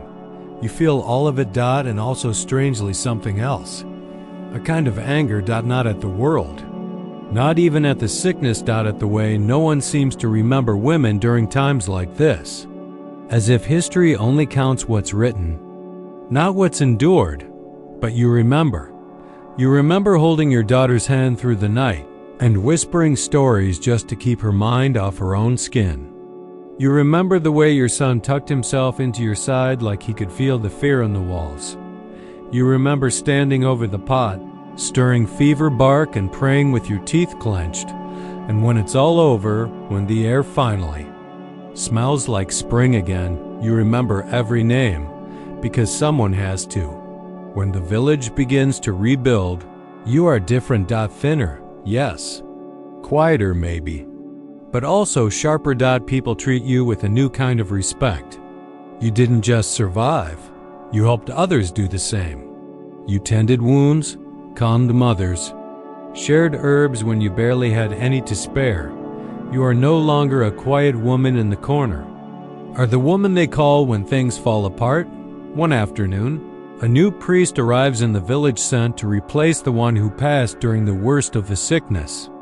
He's young, nervous, preachy. He says something about women knowing their place. You don't laugh, but you do raise your eyebrows in a way. That makes half the women around you smirk. Later, your daughter whispers, "I like you better than him." You squeeze her hand. You don't need a sermon. You've already lived the scripture and sweat in silence. And now, your children are growing again. Your daughter, recovered, has taken to collecting wildflowers and arranging them by type. She makes strange little books of them, pressing petals flat, naming each one in your shared, clumsy script. Why flowers? You ask one day. Because they come back, she says. And you realize, so do you. Slowly, gently, the world begins to return. The market reopens. The chickens start laying again. The birds come back. And one morning, you walk outside and hear them singing, just like before, but you are not the same, and neither is your daughter. The first time your daughter bleeds, she comes to you in silence, holding her skirt with both hands and a strange, blank expression on her face. You know that look. It's not fear, not shame. It's the quiet realization that everything has changed. You bring her to the hearth, warm a cloth, and wrap her in the kind of embrace that only mothers give, part protection, part apology. You remember your own first time. No warning, no comfort, only whispers from older girls and a quick prayer that it didn't mean something had gone wrong. She doesn't cry. You almost do. You explain what's happening, gently, without drama. You offer her your softest rags, your calmest words. And then you brew her a tea, mild, spiced, a little bitter. A trick lettuce taught you years ago to soothe the cramping. Your daughter takes it in both hands and sips like it's a potion, which, in a way it is. Does this mean I'm a woman now? She asks. You pause. It means your body thinks you're ready, you say, but you get to decide the rest. She nods, thoughtful. Brave. Later that night, she whispers to you, I don't want to marry yet. You smile in the dark. Then don't, you say, not until you want to. You don't tell her how rare that freedom is. How most girls her age are already promised, already preparing to become someone's property, someone's plan. That even now, there are eyes in the village that have started to follow her a little too closely. You've worked hard to shield her from those eyes, from the way womanhood can sometimes feel more like exposure than a rival. But she's not naive. She's yours, and you raised her to see. The village celebrates the harvest with music and dancing this year, a relief after the long sorrow of sickness. People wear wreaths and drink too much, and for a night, everyone pretends life is simple. Again, you watch your daughter from across the green. She moves like someone who understands rhythm, not just of music, but of people. She laughs easily, but her eyes are sharp. She dodges hands that linger too long. She keeps her brother close. A boy offers her a ribbon. She accepts it with a thank you, and a nod, then ties it around her wrist, not her hair, not her waist. A statement, subtle but unmistakable. I am not yours. You sit beside Mavis and murmur. She knows how to guard herself. Mavis grins. Good, she needed. Later that evening, the local blacksmith's son stumbles over with a mug in each hand. Cheeks flushed, mouth already forming a bold compliment. Your daughter steps forward before he can finish, looks him in the eye and says, I already have someone to dance with, myself. He stares, confused, as she walks away. You nearly clap. Of course, not all men are foolish, not all are threats. Your own husband grizzled now, slower in the knees is. A good one. A man who never raised his voice unless the ox escaped. Who kissed your forehead every evening without fail. Who once sat with you through 3 hours of childbirth and didn't faint until after Dot, but your daughter's future will be her own. And that means knowing how to move through this world without apologizing for taking up space. Historians often frame medieval women's lives as narrow, closed in by duty and constraint. And yes, much of that is true. You were born into expectation, into roles so well worn they had grooves. But inside those roles, you've carved your own shape. And now, so will she. You begin to teach her things you never learned at her age. How to read the phases of the moon. How to dry herbs so they last. The winter. How to say no without saying sorry. How to turn curiosity into a blade and hold it without shame. You even teach her how to smile when she needs to say no, but doesn't want to explain. That one's useful. You say that she practices in the mirror, then promptly uses it on her brother when he asks for the last apple.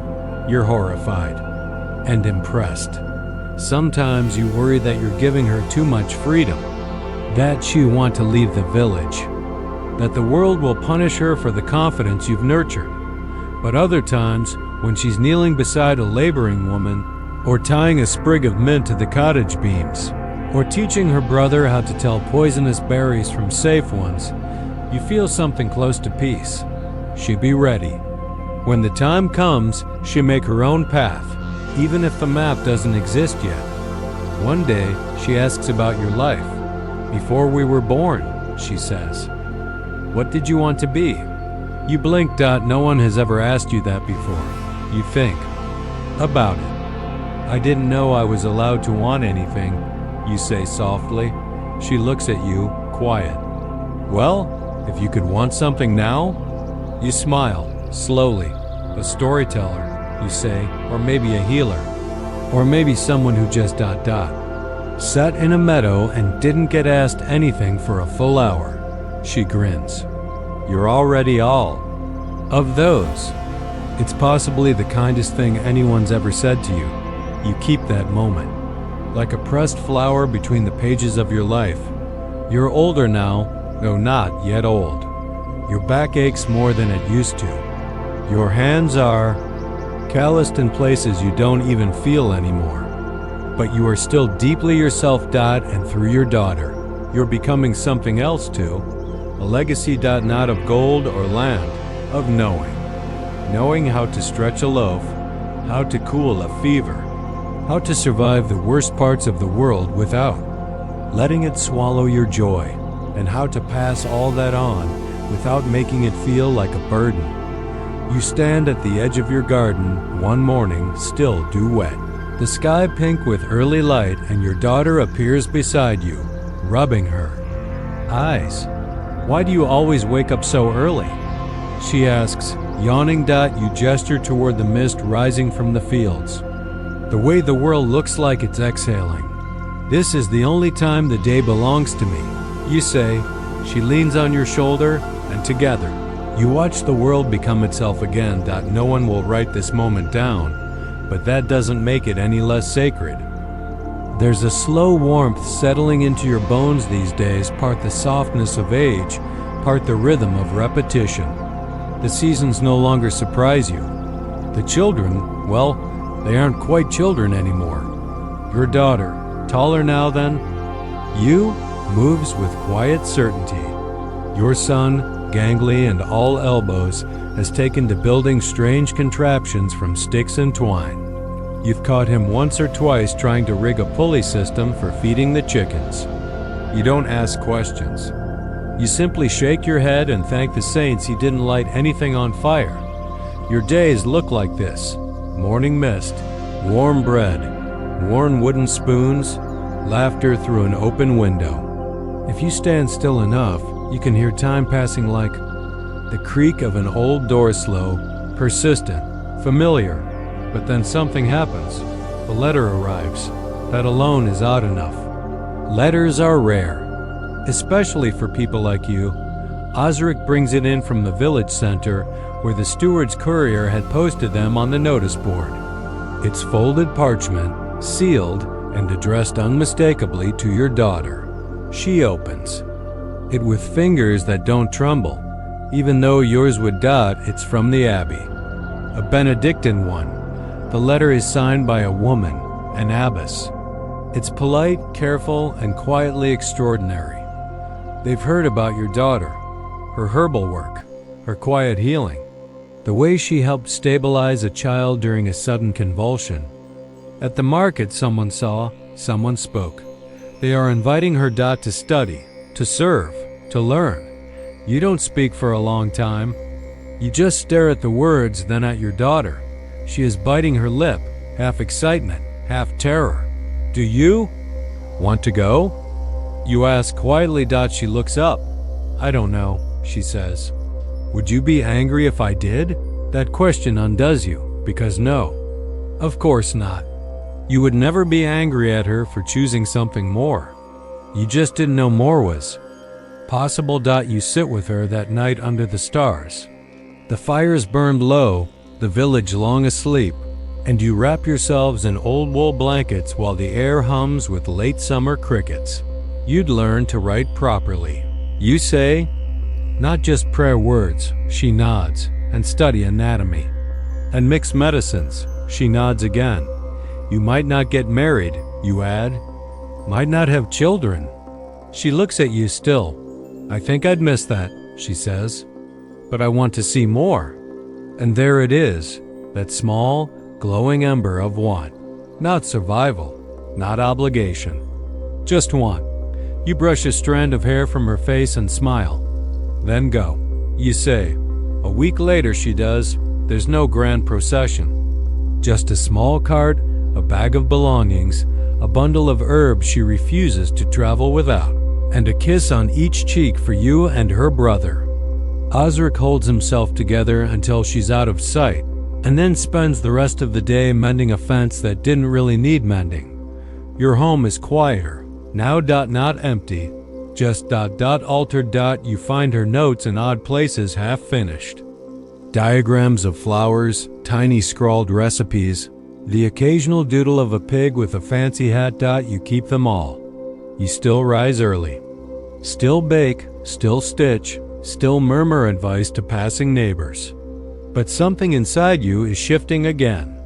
A sense that your time is widening, not narrowing. You think about the abbess sometimes. How rare it is, even now, to have a woman in charge of other women. And with books, no less. Historians sometimes forget how much influence nuns and abbesses could wield. They copied manuscripts. They ran hospitals. They educated girls. Yes, within limits. Yes, under male authority. But still, they carved out pockets of autonomy. And now, your daughter is one of them. You receive your first letter from her a month later. It's carefully written, ink smudged in places. The Latin imperfect, but charming. She tells you she misses your bread, can't quite get used to sleeping alone in a cell, and has fallen in love with something called phlebotomy, which sounds horrible but apparently involves jars and some unfortunate chickens. You laugh. Out loud. Ozric asks, "What's funny?" "Chickens," you say. Nothing important. And yet, it is, because she is becoming herself in ways you never could. She is studying things that would have been denied to you. She is doing more than you ever dreamed, and she knows it's because of you. You never said it aloud, never needed to, but you can feel it between the lines of her letters. She is carrying your strength in her hands. One day, you receive another note, this time from a stranger, a girl who joined the Abbey recently.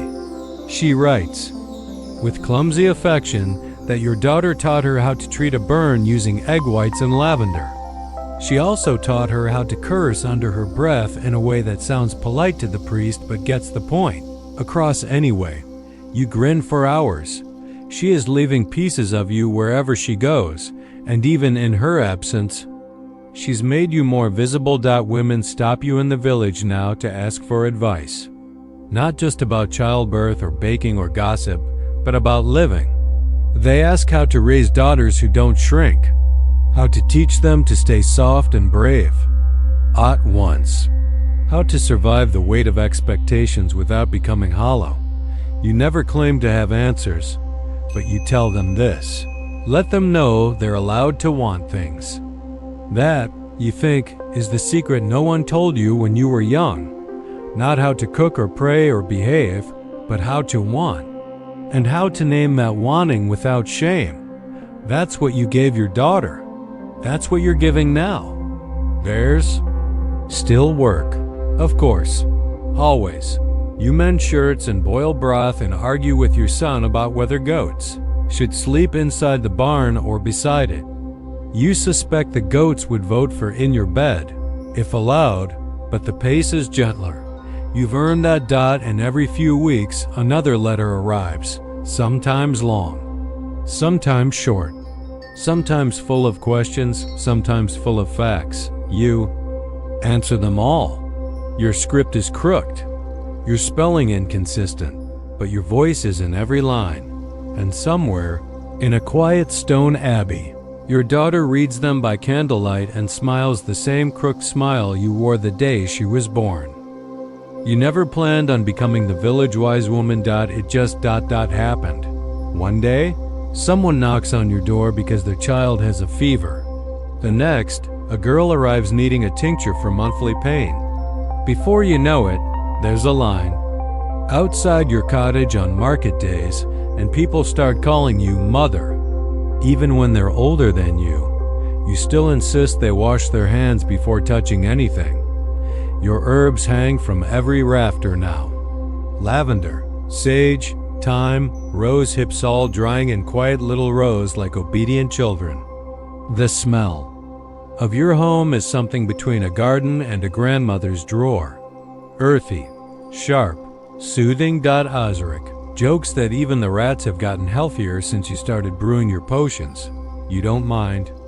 You've long since stopped explaining yourself. You don't wear black. You don't cackle. You don't curse crops, though you threatened to once when someone insulted your broth, but you do know things that make men uneasy. That's the part you find endlessly entertaining. One afternoon, the priest comes to speak with you. The new one, not the boy from before. This one has sharp eyes and a softer tone. You like him in the way you like thunderstorms, dangerous, but honest. He asks about your remedies. You offer him tea.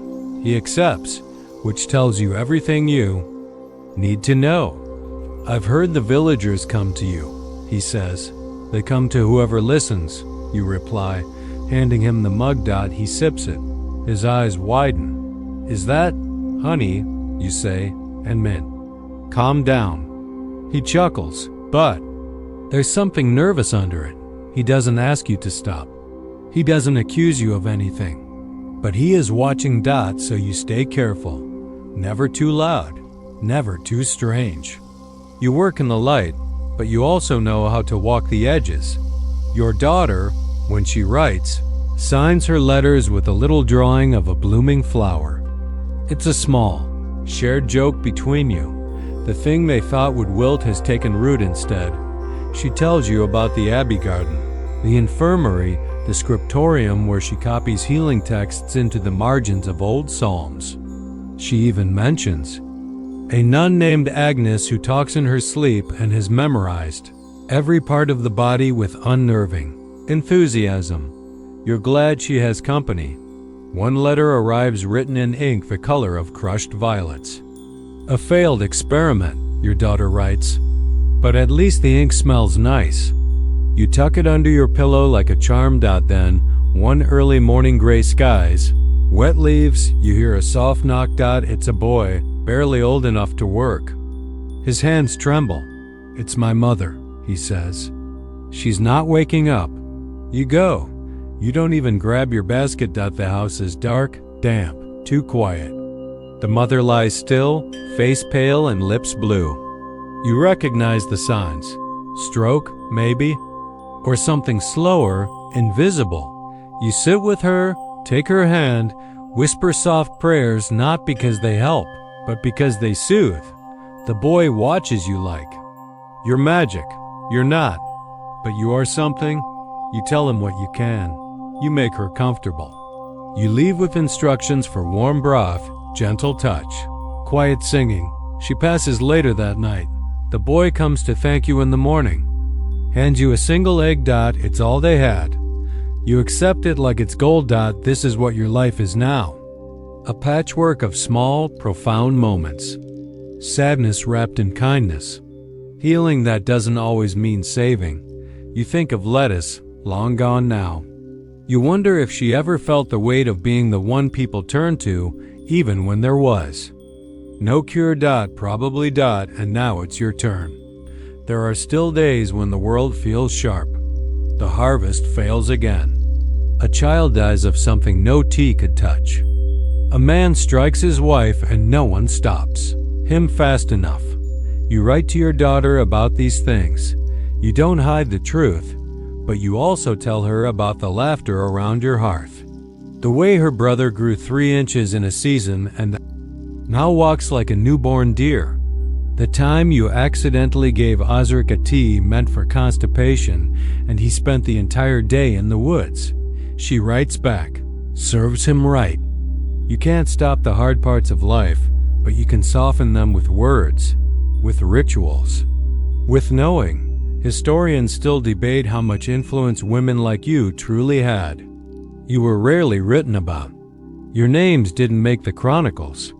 But here now, in this life, you are known, not just as someone's wife, not just as someone's mother. As asterisk yourself. Asterisk. The woman who helps babies come into the world and comforts the dying on their way out. The woman who makes a salve from moss and ash and it actually works.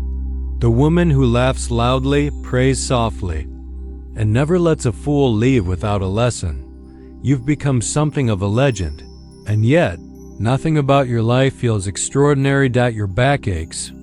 Your feet are always cold. You still misplace your scissors at least once a day, but there's a fullness to your days, a richness that no title or gold could match. And one morning, your daughter returns, not for good, just for a visit, but oh, how she's changed. She steps from the cart in a dark blue cloak, eyes bright, smile calm. She walks like someone who stood in rooms full of knowledge and knows exactly where she belongs. Your son tackles her in a hug. Osric grins like a boy. And you just stand there for a moment, drinking her, and she brings gifts. Pressed flowers. A small bottle of oil. A book. You've never held a real book before. It's handmade, rough in binding, the pages uneven. But it's yours.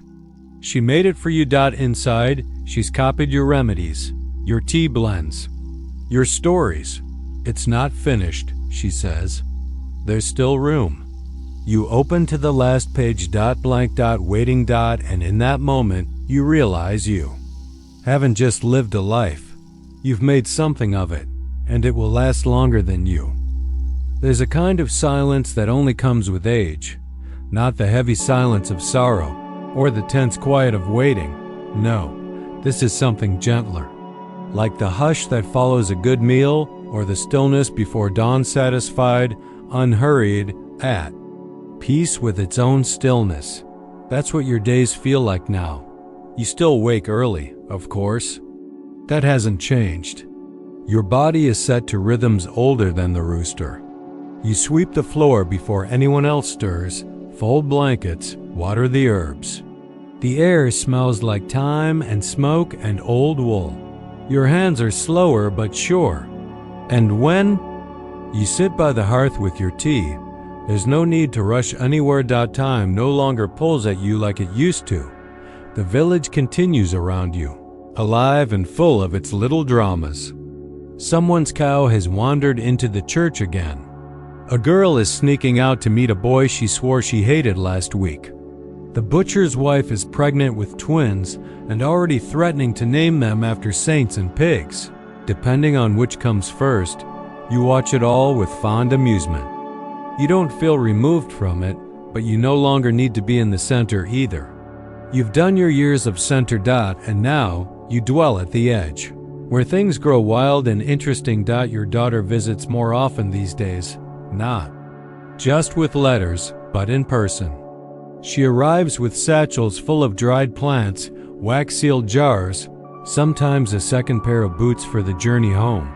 She brings stories, too, about the Abbey, about women who write poems in secret margins and slip them into bread loaves, about a nun who's developed a recipe for ink using blackberry juice and, accidentally, goat urine. You don't ask questions. She tells you that girls come to her now, seeking advice. What do you tell them? You ask. She shrugs. That they're allowed to take up space. You smile, slow and deep. That's a good place to start. One day, she brings a new woman with her, not a nun. You notice the way they move together, close, easy. The way their eyes follow one another's words like threads. Your daughter never says the word. She doesn't need to. You make them tea. With honey. Later, as the two of them sit on the porch, reading quietly with their feet touching, your son leans over and asks, "Is she in love?" You glance over. "I think she's safe," you say. "That's what matters." And it is. Historians rarely write about women like that. Love between women is often scrubbed out, hidden behind euphemism or silence. But you know what you see. You know tenderness when you see it. You know freedom, and you've learned to trust both. The seasons change again. Another winter? The last one? Maybe. You're not sure. You don't fear it. There's a peace in accepting that the story doesn't go on forever, and still you remain. Each morning the sky blushes pale. The birds call out like gossips with wings. The fire crackles. The bread rises. Your daughter's laughter rings down the path. Your son's children chase chickens around the yard, shrieking with joy and occasionally tripping over their own feet. You are the root beneath all of it, not the tallest branch, not the brightest flower, but the thing that holds the rest. There's a tree you planted years ago, just a sapling then, now a towering walnut that shades half the cottage. You remember digging the hole with blistered palms, thinking, I might never see this grow.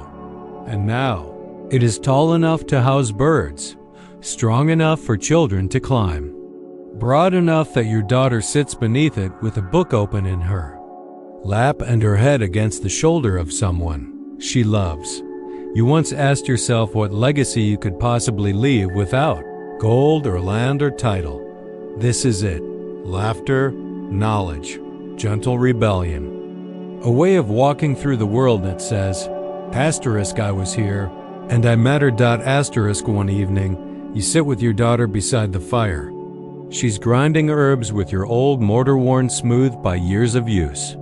She catches you watching her and smiles. I've memorized your whole recipe book, she says. Even the ridiculous one for coughs that starts with onion and ends with wine. You smirk. It works. It smells like feet. It still works. She shakes her head. I added honey. Improved it. You roll your eyes. Next you'll be saying prayers over it in Latin. She grins. Only the good ones. You fall into an easy silence, and in that moment, the whole world feels soft. You've built something, not with bricks or scrolls, but with care and time and quiet defiance. And in the end, that's all. History really is a collection of lives that dared to bloom even when no one was looking. So now the story settles. The light dims low. The day folds itself up, like clean linen placed gently on a shelf. You've walked through an entire lifetime, a life stitched together from earth and breath and the quiet, determined work of a woman who was never famous, never crowned, never written down in the grand books of kings or popes. And yet, her name lived in the hands she healed, the children she raised, the fire she kept lit even in the darkest seasons. You felt the frost on your fingertips, the warmth of your daughter's return, the sting of nettles, and the hush of prayer. Whispered into the stillness. And now, you're here, safe, home, with the world gently spinning just outside your window. Let your shoulders loosen. Let your breath slow. Picture your hands resting on your lap, weathered, wise, steady. Outside, the wind hums softly through the eaves.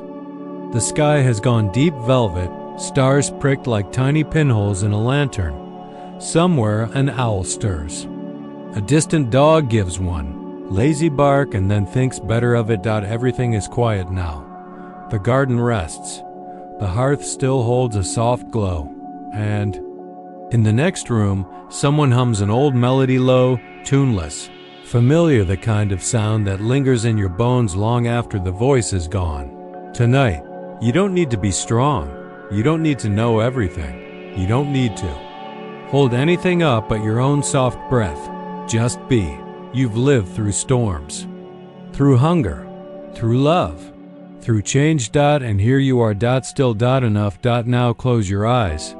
Imagine the feel of cool sheets, a soft breeze, the weight of sleep approaching, slow and certain. You are safe. You are seen. You are remembered. Good night. It was a long, long time ago, in a land that stretched wide, with golden sands and quiet winds, where the sun rose slowly each day, and sank slowly each night, and time that moved like the clouds, gently, patiently. In this desert, there were caravan routes, long paths through the sand,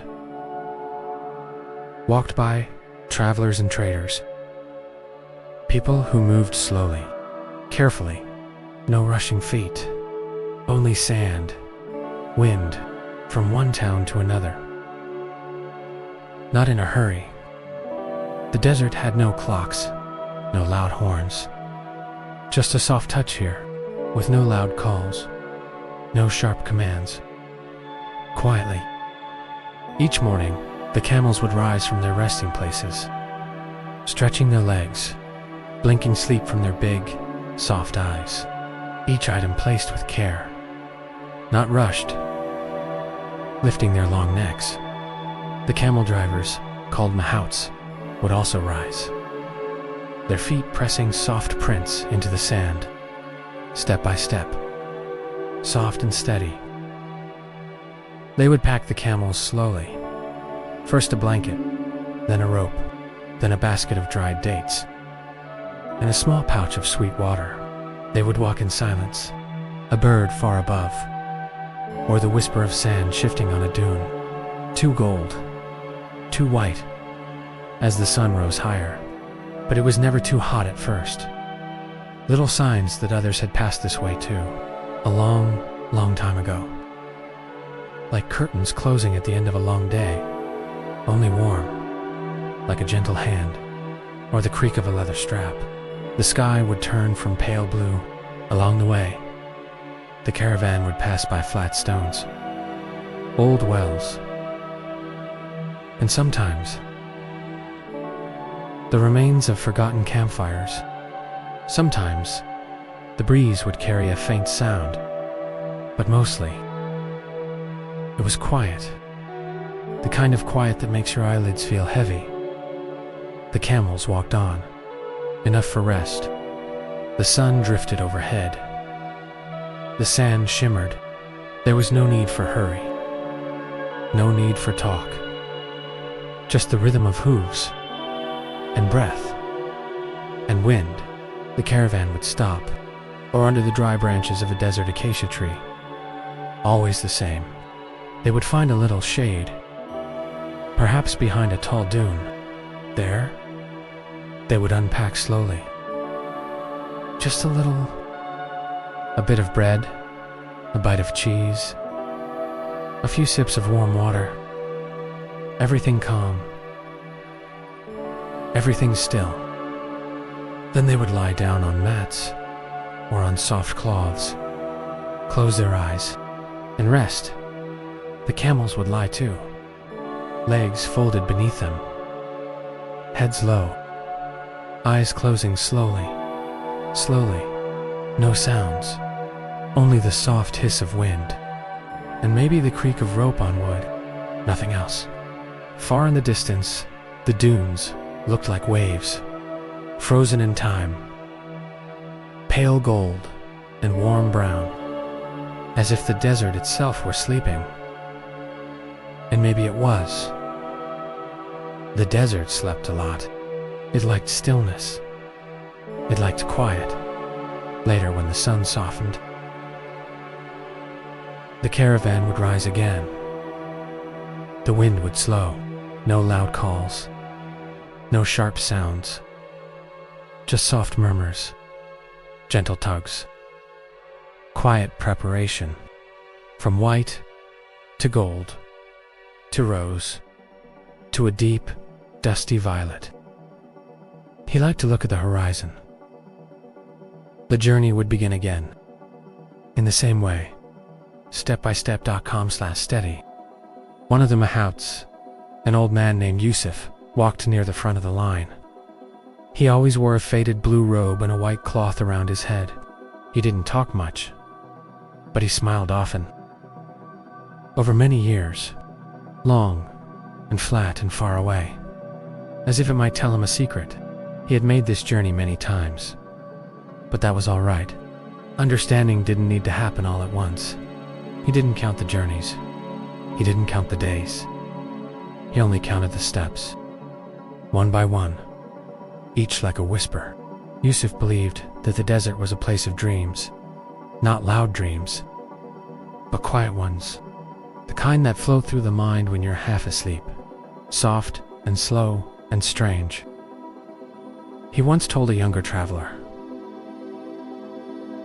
"The desert doesn't speak with words."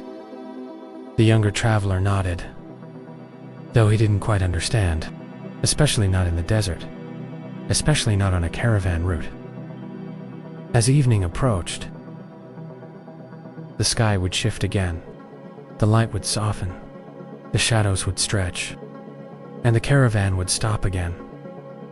Camp would be made, always the same, a circle of camels, a fire made small, food made simple, words spoken softly. They would sit and chew slowly, bread and beans and dried fruit, wrapped in cloth, curled on mats, heads resting on sacks, dreaming, or maybe not dreaming. Even the dark was not too dark. It was only soft, only quiet, only still, and that was how it was. Every day, every night, across the desert, in the time of no rush, in the time of peace, just resting, floating between waking and sleep, like clouds between sky and sand. There was only now. There was only this moment between waking and sleep, between the earth and the sky, between the fire and the stars. There was only this moment when the desert was a sea of soft sand, and the wind sang songs without words. And the camels, they would rest too, eyes half open, chewing slowly. Sometimes someone would hum a song, a lullaby with no words.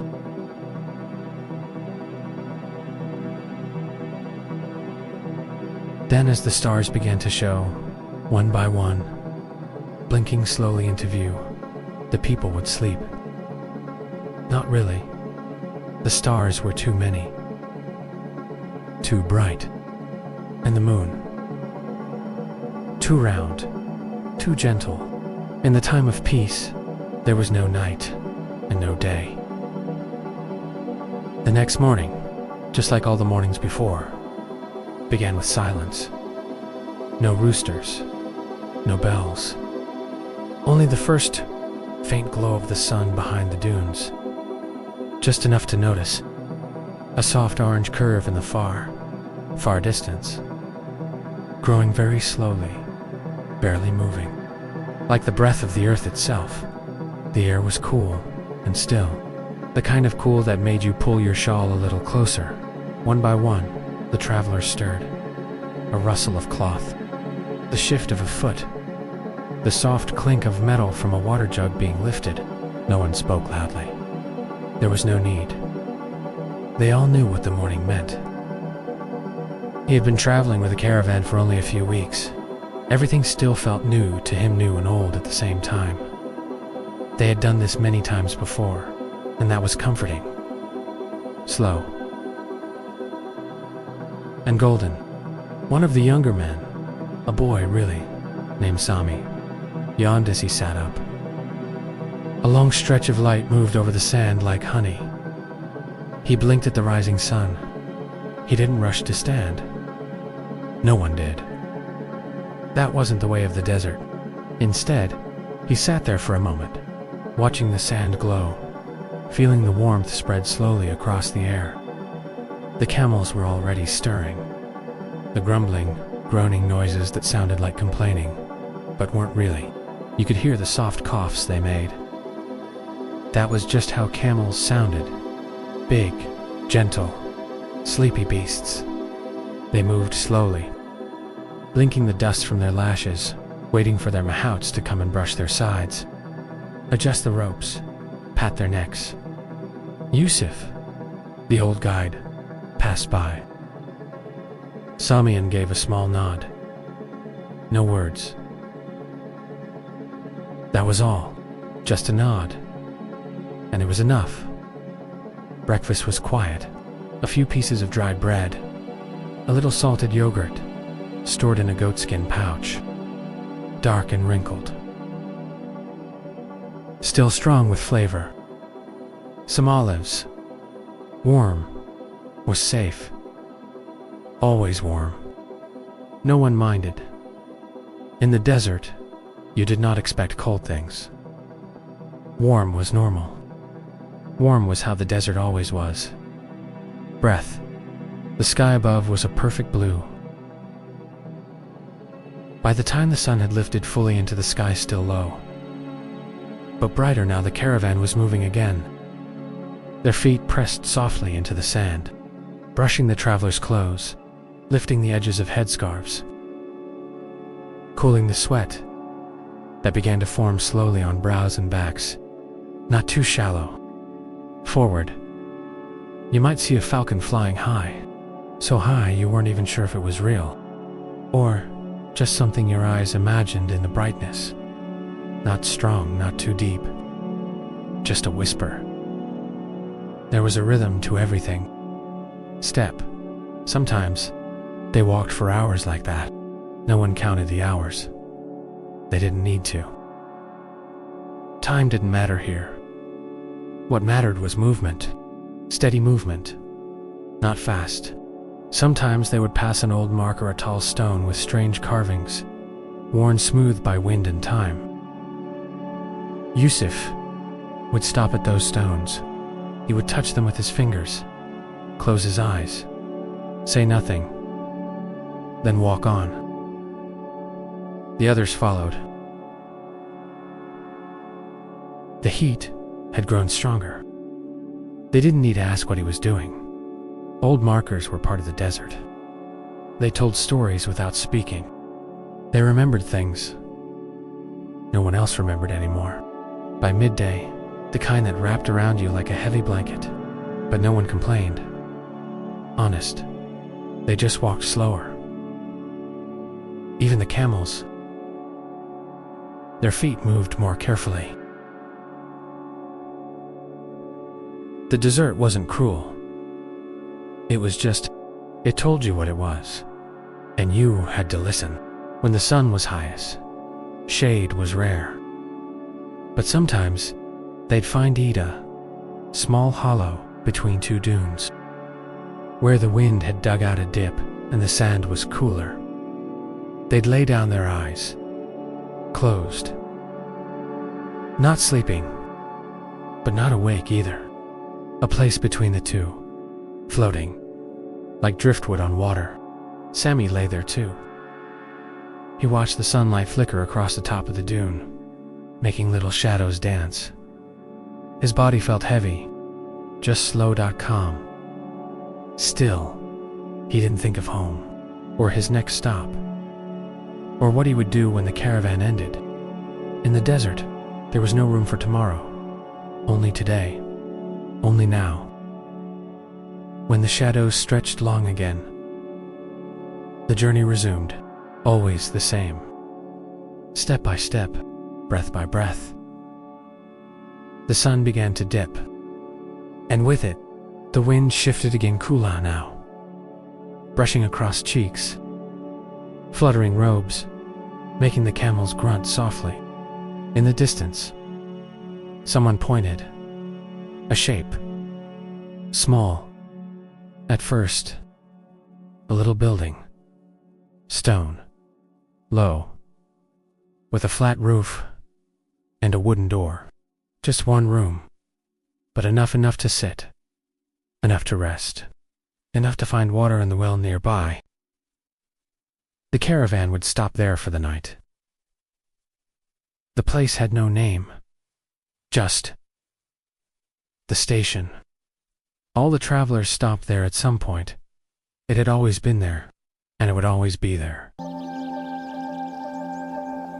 The desert changed slowly, but some things never changed. As the sun fell lower, and the sky turned soft shades of lavender and pink, the camels were unpacked again. Baskets lifted. Blankets spread. A small fire kindled from dry twigs and camel dung. The smell was strange, smoky, but familiar. The food was simple again. Lentils boiled slowly over the flames. Flatbread warmed on a flat stone. Dried apricots passed hand to hand. Voices remained low.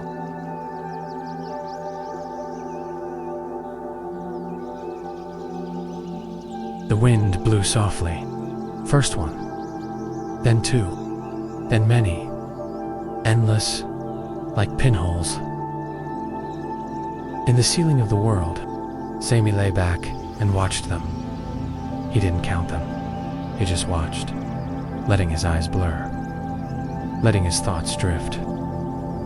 Not toward dreams, not toward memories, just away from thinking, away from needing, away, and all around him, the desert was quiet again. Still, sleeping, waiting, always the same. The fire burned low. Only a few faint embers glowed now, like sleepy eyes refusing to close. The soft hush of the wind moving past the stone walls of the outpost sounded like distant whispers, gentle. The travelers had all settled into their sleeping places. Some wrapped in woolen cloaks, some with arms beneath their heads, some with eyes already shut, and others staring at the sky, waiting for sleep to arrive. Sammy was one of them. He listened to the night, not for danger, not for anything in particular. Just a camel groaned somewhere nearby, a deep, slow, sighing sound, then quiet again. The stars overhead stayed still. They never hurried. They had nowhere else to be, and neither did the caravan. In the desert, night was never something to rush through. It was something to rest in, to float through, like a raft on still water. The sand held him, cradled him. The ground beneath Sammy was firm but not uncomfortable. He shifted once, then still again. The sky slowly darkened, but not completely. The moon was nearly full. It had risen just a little above the horizon now, pale, round, soft, a silver coin lost in the sky. Everything about it moved slowly, even the shadows, even the silence. He didn't speak, didn't need to. Yusuf, the old guide, lay near the entrance of the outpost. Everyone knew he was listening to, not to anything specific, just listening. It was what the desert taught you, how to listen, how to wait, how to rest the fire went out completely. The last ember dimmed, then disappeared, and the desert became even more quiet. So quiet, it felt like time itself had fallen asleep. The next morning began before anyone really noticed. There was no alarm, no rooster, just a slight change in the light, a pale blue before dawn, a slow stretch of brightness crawling across the sand, then a little warmth, and then movement. One by one, the travelers began to stir. Someone yawned. A camel shifted and shook its head.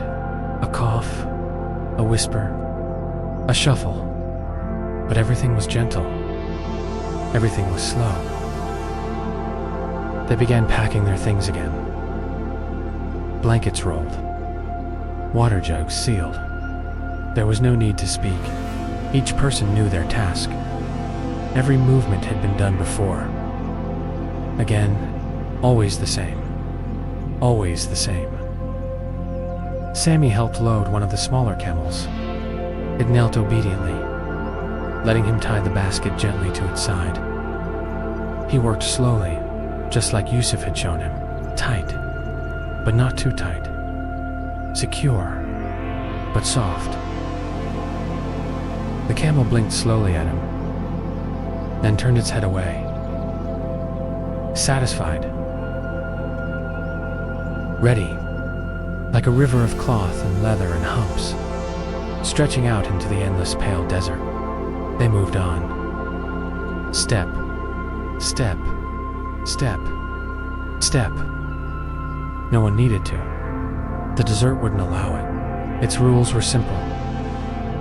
Move gently, breathe slowly, respect the heat, and never, ever hurry. As the morning passed, the air warmed again. Not harsh, just warm, comfortable. Like a hand resting on your back. The horizon shimmered. It always shimmered. Mirages danced in the distant spools of water that weren't really there. But no one pointed. No one believed the illusions anymore. They just watched them dance, then fade. The path took them between tall dunes that curved like waves frozen mid-motion. Bird tracks appeared briefly in the sand. It had no flowers, just thorns, then vanished. A single green plant, its leaves, small and tough, clung to the side of a dune. It didn't need to be beautiful. It only needed to survive. And it did, just like everything in the desert. Yusuf walked in front, always the same. His staff tapping gently with each step. Not loud, not sharp. Just a soft rhythm.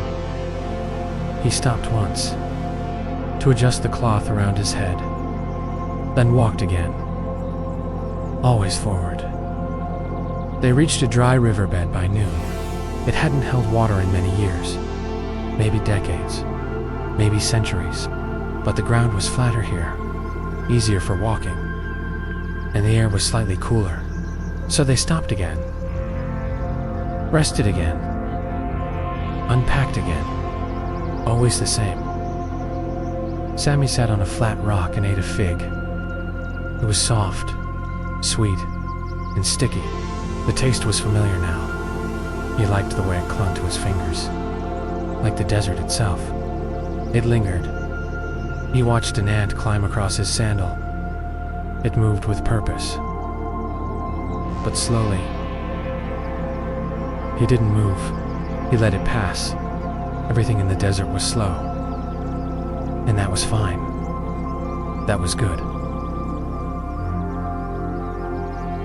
He lay back on the rock, arms behind his head. Somewhere soft. Later, the wind began to rise again. Just a little. The kind of wind that carried stories, whispers, not words, just ideas, feelings, like a memory without form.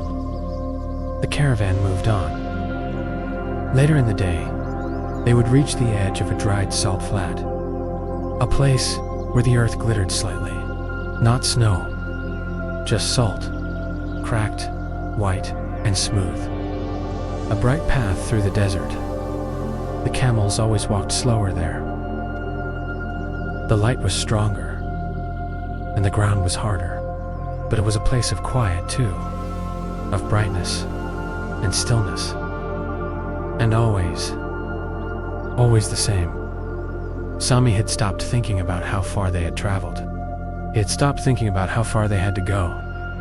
He just walked, breathed, listened, watched. Like Yusuf, like the camels, the desert was no longer strange. It was part of him now. Its silence, its rhythm. And when the sun began to dip again, he was ready to stop, to rest, to sleep, to do it all again. Softly, quietly. Just like the desert wanted, the light turned golden again. That soft, deep gold that touches everything gently, the way a candle might light a room, one corner at a time. The salt flat behind them shimmered like it still held water. Though it hadn't in hundreds of years, the horizon stretched, empty and open, with nothing sharp, nothing fast, only dunes. The caravan stopped for the night. Not suddenly, not with a signal or command. It just happened. The camels slowed. The people slowed. And then, everyone stopped. One by one, peacefully a circle was formed. Baskets were lowered. Blankets were unfolded. The same fire was made again. Not large, just enough to warm a pot of lentils, just enough to feel the flicker of heat against the hands. The same food was eaten. Bread, always the same, always the same. Yusuf sat cross-legged, holding a small carved cup. He didn't drink yet. He just held it, watching the steam rise in slow spirals. Sami sat beside him. He looked up at the sky. The stars had returned, one by one. The same as last night. The same as the night before. They never hurried. They never changed. Like old friends who didn't need to speak. They just were. Soft lights in the darkness. There was no conversation around the fire. Only the occasional sigh. The shifting of a body. A camel's grumble in the distance. The flames popped once, then settled again. And everything was still. He closed his eyes. He was not asleep. Not yet. But very near it. A place where thoughts move slowly. Where breath becomes quieter. Where time fades into stillness. He dreamed of dunes. Of camels walking endlessly. Of waterskins that never emptied, and stars that never disappeared. Yusuf's voice spoke, but not loudly, not sharply, only a soft murmur, or maybe to the wind. We are not meant to conquer the desert, he said, only to pass through it. Like a whisper, Sami did not reply. He only listened. Because in the desert, the fire burned lower, the silence grew deeper, and sleep came, slowly, like fog, like dusk, like the closing of an ancient door. The next morning, the sun rose in the same way it always did. From behind the horizon, gently, slowly, as if it too were tired and waking from a long, peaceful dream. The sky turned from purple, then soft gold. The sand reflected it all. Nothing rushed. The air was still, cool. Clean the camels stood slowly. Their knees creaked. Their tails flicked lazily. The travelers stretched, rubbed their eyes, wrapped their scarves again. No one complained. No one hurried. They simply prepared. The desert didn't allow for anything else. Everything had its time, and its place, and its way. The caravan began to move. Again, as always, Sami walked near the middle now. He liked that spot. He could see the camels ahead. And those behind. He felt part of the whole. A single step in a long, long journey. The path led them through a shallow valley. The dunes here were lower. The sand finer. The wind carried with it the scent of distant acacia trees. Not strong, but enough. Enough to know that shade would come. Eventually, there was no rush. The valley was filled with the footprints of those who had come before. Some fresh, some nearly gone, some from birds, some from men. A quiet map of passage, of movement, of memory. Sami paused once. He looked down. He saw a single feather resting on the sand. Small, pale. He picked it up and tucked it into the folds of his robe. Not for luck, not for meaning. Just because it was there, because it was part of the journey now. The day passed like all the others. The heat came gently, then strongly, then gently again. The sun made long shadows behind them. The wind changed direction. Sami leaned back, letting the sand hold him. It was warm from the day, but cooling now. The breeze brushed across his cheeks like soft cloth, then changed back, always soft. When the sun began to fall again, the dunes ahead turned deep orange, some almost red. The caravan stopped on the slope of one of those glowing dunes. Camp was made, always the same. The fire was lit. The food was shared, always the same. And the sky, yes, even the sky appeared, exactly as it had before. Familiar. Staring at the stars, he wondered how many more nights there would be. How many more fires. But then he remembered. It didn't matter. In the desert, the journey was never counted. Only felt, only lived. One breath at a time. One step at a time. One night at a time. And so he closed his eyes again and slept.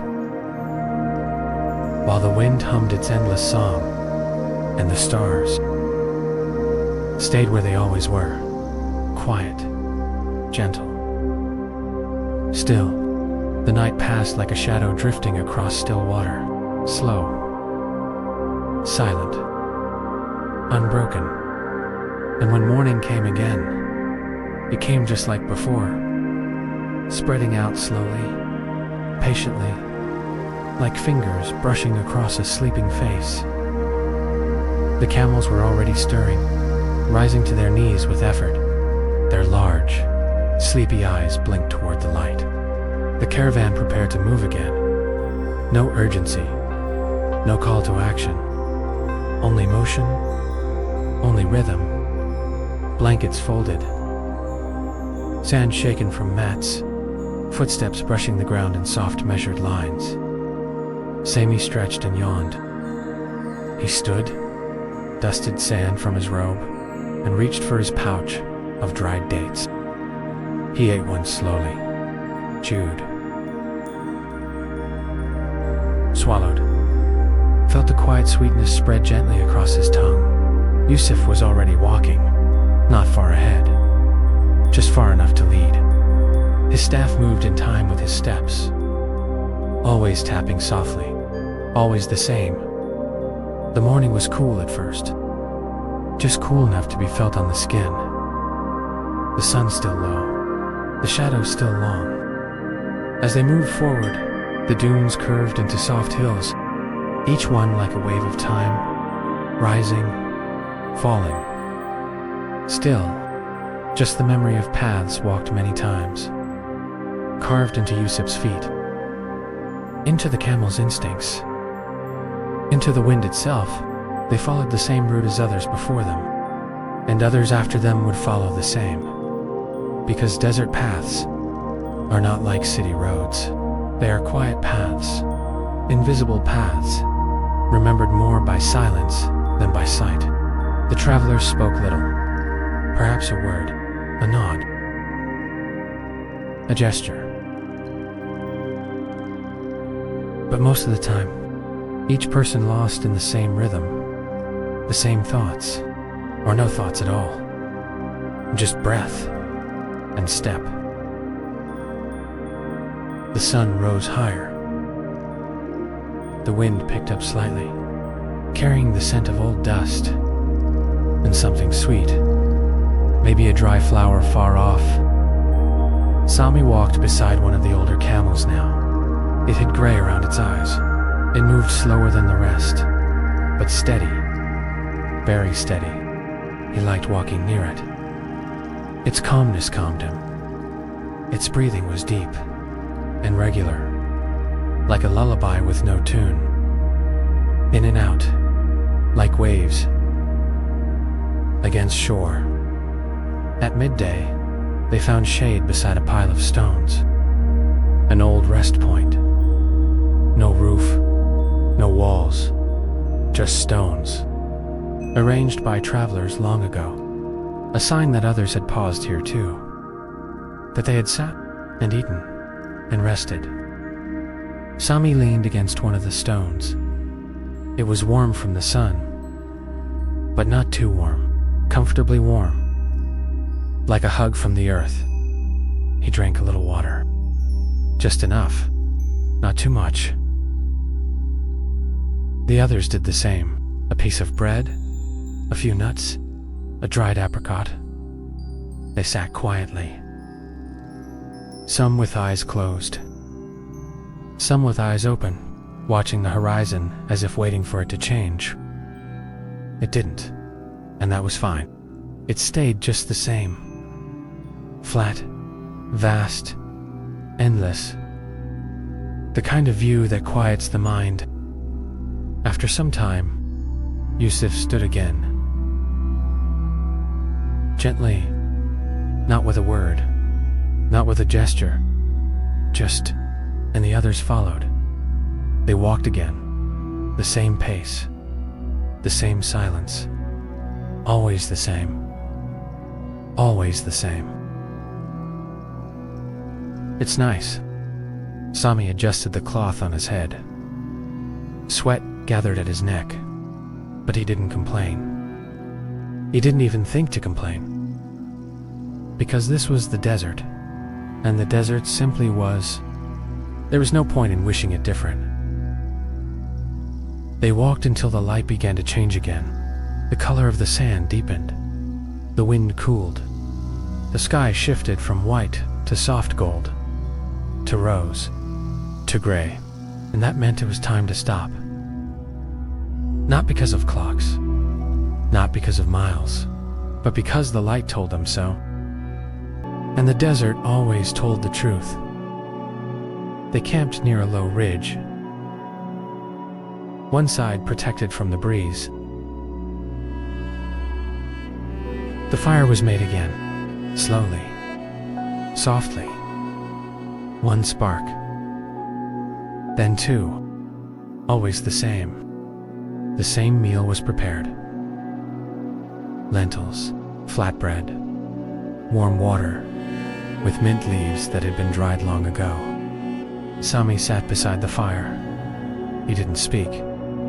He didn't feel the need to. The warmth of the flames, the sound of the wind, the quiet chewing of camels behind him. It was enough. It was more than enough. He watched the sparks rise into the night air. They danced upward, then vanished, like small hopes drifting off to sleep. Yusuf stood a little ways off, his back to the fire, not watching for anything. Just watching, as if the darkness was a friend, one he trusted, one he had known a long, long time. The stars returned again. They were always faithful, always patient, and so many of them. Sami lay down on his mat. He pulled the edge of his robe over his chest, let his arms relax, his breath slow. His eyes blinked, and then stayed closed. The night was quiet. The world was still. The journey would begin again tomorrow, as it always did, as it always would. Softly, calmly, without end and step and silence. In the soft light of morning, the sky looked like faded parchment. A soft gray blue, with streaks of pale white clouds drifting slowly. The desert, too, had barely changed. The same dunes, the same hush, the same rhythm waiting to begin again. The caravan stirred with no signal, no call, no bell, just movement, quiet, familiar movement. Blankets folded, straps pulled, baskets lifted. Voices remained low, no louder than the wind itself. A camel yawned loudly, breaking the silence for a moment. And then quiet returned. Sami stood, brushing sand from his robe. His body no longer ached like it once did. He had learned how to move with the desert, not against it. How to walk without forcing, how to sit without tensing. Even his breath came more easily, deeper. Yusuf walked past him, his blue robe shifting in the wind. He said nothing, but his presence always felt like a wordless instruction. Asterisk. Keep walking. Keep still inside. Asterisk. The caravan. The trail they followed now was narrower, less traveled, flanked by low ridges of rock, smoothed by centuries of wind. There were no markers here, only stones, dust, and the tracks of the camel ahead. But no one felt lost, because in the desert, you weren't guided by signs. You were guided by stillness, by repetition, by memory. And Yusuf's memory was longer than most. A small lizard scurried across the path, then disappeared into a crack between rocks. Sami watched it go. The sun rose slowly again, as if it too were conserving energy. The heat returned. Not suddenly, never suddenly, just a slow building warmth, like a warm blanket draped a little tighter with every passing hour. The wind came with it, not sharp, just steady, just enough to rustle robes and whisper in ears. By midday, they reached a place that seemed unremarkable. A patch of sand slightly darker, the remains of something old. The caravan stopped. This was the resting place, always the same. The camels kneeled. The baskets were set down. The travelers removed their sandals and sat quietly. No shade today. No trees, and silence, and the knowledge that this too was part of the journey. Sammy sat cross-legged, a flat stone beneath him, warm but not too hot. He drank from his leather pouch 2 sips. No more. Water was sacred here. Every drop a treasure. He looked out across the sand. The dunes swelled and slow. Smooth shapes, like sleeping animals. Their curves perfect, their shadows soft. The desert had no hard lines, only layers, only time made solid. A bird flew overhead, its wings stretched wide, riding the wind. It made no sound, only passed and faded. The other travelers lay down, one by one, wrapped in robes, eyes half shut, minds drifting, not sleeping, somewhere in between. Sammy did the same. He rested on his elbow, then on his back, and let his gaze blur into the sky. It felt like floating, like being nowhere and everywhere, like forgetting what came before, and not yet needing to know what comes after. This, too, was the desert's gift, to teach waiting, to teach quiet, to teach slow. Later, the shadows returned, longer, cooler.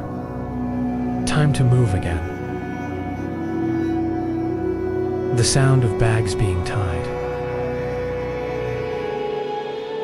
the shuffle of feet, the groan of camels standing again.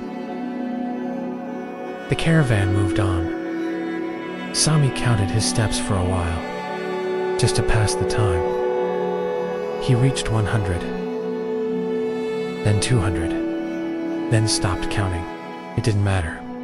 The desert did not count. It simply went on. And so did they. They came to a pass between 2 rocky hills low, silent hills, brown and orange in the fading sun. The wind was stronger here. It whistled softly between the rocks, carrying the dry scent of flint and dust. They walked in single file, carefully, quietly. The shadows here were longer, deeper, cooler. Sammy felt them on his skin. The light was fading, and that meant the day was done. Soon they stopped again, camp again, always the same. This time, they did not make a fire, only spread blankets, ate in silence, watched the sky turn from blue to purple to black. The stars were especially bright here. No clouds, no moon. Just a sky full of eyes, watching without blinking. Sammy stared up at them and felt very small, but not in a bad way. Just in the way that makes you feel like part of something endless, something gentle, something quiet. And before long, sleep returned. It came gently, like the desert breeze, like the folding of hands, like the soft breathing of camels in the dark. And the world disappeared once more, only to begin again. The morning arrived without announcement. There was no noise, no sudden change. Only light soft and colorless at first, then pale gold as.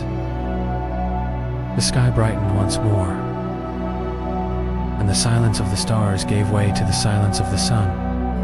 The wind was still. The camels stood slowly. The people rose. Blankets were folded, straps pulled tight, mats shaken gently, then rolled. Everything the same, always the same. Sami awoke with a dry mouth and a calm heart. He sat up slowly. His muscles moved without stiffness. The desert had changed him. Or maybe it had simply slowed him, softened him, turned him into something quieter. He stood and looked at the horizon. A new day, but it felt like yesterday. and the day before, and the day before, and that was all right. The caravan formed its long line again. I can take a man's in front, camels behind, people in between. The pace was gentle, the rhythm unbroken. Sand shifted beneath feet and hooves. Footprints disappeared behind them almost as soon as they were made, erased by wind, erased by time. The sun climbed slowly. The dunes were tall here, stretching out like waves of fabric. Their shapes were perfect, too perfect to be made by human hands. They were made by silence and wind, by patience, by endless waiting. Sammy walked beside Yusuf today. Neither of them spoke. There was no need. The silence between them was full. It said enough. They reached a high ridge by mid. From the top, you could see far, far across the plain. Small ridges in the distance. Some looked like towns. But they weren't. Just tricks of the light. The desert did that sometimes. Showed you shapes that weren't there. Things that looked real, but weren't. Sammy had learned not to trust those shapes. He had learned to keep walking, step by step, hour by hour, breath by breath. Down the ridge, the sand grew finer. It drifted with each step. The camels moved more carefully, their wide feet spread out, softening each landing. No noise, just the creak of rope, the whisper of cloth. At noon, they stopped near a dry Wadia low channel where water once flowed, long ago, cooler than the surrounding dunes. They found flat stones again. Sammy sat on one, cross-legged. He chewed on dried figs, drank 2 sips of water, watched a line of ants traveling across the stone. One after another, no rush, no hurry. They moved like the caravan, each ant part of something bigger, something ancient. After the meal, the travelers rested, some with eyes closed, some with eyes open, but no one spoke. The desert didn't like voices in the heat. It liked stillness, and so everyone gave it that. Stillness. Sammy leaned back, his head against his pack. He watched a hawk circling far overhead. It moved without flapping its wings. It glided, turned, glided again. He wondered how long it had lived in this desert. How many times it had watched caravans pass by. How many footsteps it had seen. How many evenings. How many silences. The wind picked up, brushing lightly across the wadi. It lifted grains of sand, tossed them into the air. Not in anger, just in play. The caravan moved again. The heat had begun to pass. The sun lowered now, the light softer. Every dune cast a longer shadow. Every breath came easier. Sami walked in. Rhythm again. Step, step, or habit. No one knew. The journey took them through a narrow pass, rock on both sides. Smooth, worn rock. Walls that had seen countless suns, countless footsteps, countless quiet days. Someone found a fossil on one walla, small imprint of a shell pressed into the stone, a memory of a sea that had been here long, long ago. Before sand, before silence, before the caravan. Sami touched it with his fingers. It was rough and cold. It made him feel both old and new. He walked on. Evening came quickly between the rocks. The shadows deepened sooner. The air cooled faster. So they stopped early. Camped beside the stone wall. The fire was small again. Always the same. They boiled tea tonight just a little. The scent of mint and leaves filled the air. It reminded Sami of the first day of the journey, and also of tomorrow. The fire flickered. Yusuf sat with his hands around his cup. He said nothing, just sipped, eating in silence, thinking, or not thinking at all. The camels lay down in a loose circle, their backs forming gentle arches, their eyes half closed, their breathing slow. The stars began to rise again. Sami lay back and watched them. They were brighter here, between the stone walls. The sky above seemed narrower, but deeper. Lost count. Began again, then stopped. There was no need to count. The stars didn't ask for it. They were just there, like everything else in the desert. Always the same. Always still. Always waiting. Let the warmth of the fire fade. Let the coolness of the night surround him, like a secret being revealed one word at a time. The fire from the night before was now just black ash and tiny orange specks. Someone stirred it once. The day would begin as it always did. No announcement, no rush. Sami sat up and stretched. His blanket had gathered a little sand in the folds. He brushed it off softly. The way you might brush sleep from your thoughts, not hurried, not sharp. The camels were rising again, grumbling a little, heavy with the weight of the morning. One of them let out a long, low moan more of a sigh, the kind that said, "Here we go again." Sami smiled at it. He understood the feeling. But there was comfort in that feeling too. A kind of peace in knowing that today would not be so different from yesterday. There was no surprise ahead, no shock, only distance, and dust, and quiet. Breakfast was plain. A crust of bread, some dates, a pinch of salt, water, warm as always. Yusuf walked slowly along the line of camels, checking straps, nodding to the handlers. He spoke a few words. Mostly he said nothing. His eyes said enough. After a while, the caravan moved again. The path turned gently eastward. The sand here was flatter, stretched wide, like a sheet not yet folded. The sky overhead was almost white now, the kind of sky that didn't expect attention.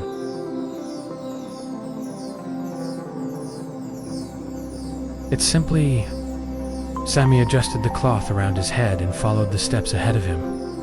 The same rhythm, the same sound. Soft feet pressing into soft earth, each footprint a brief mark of passage, soon erased by the wind.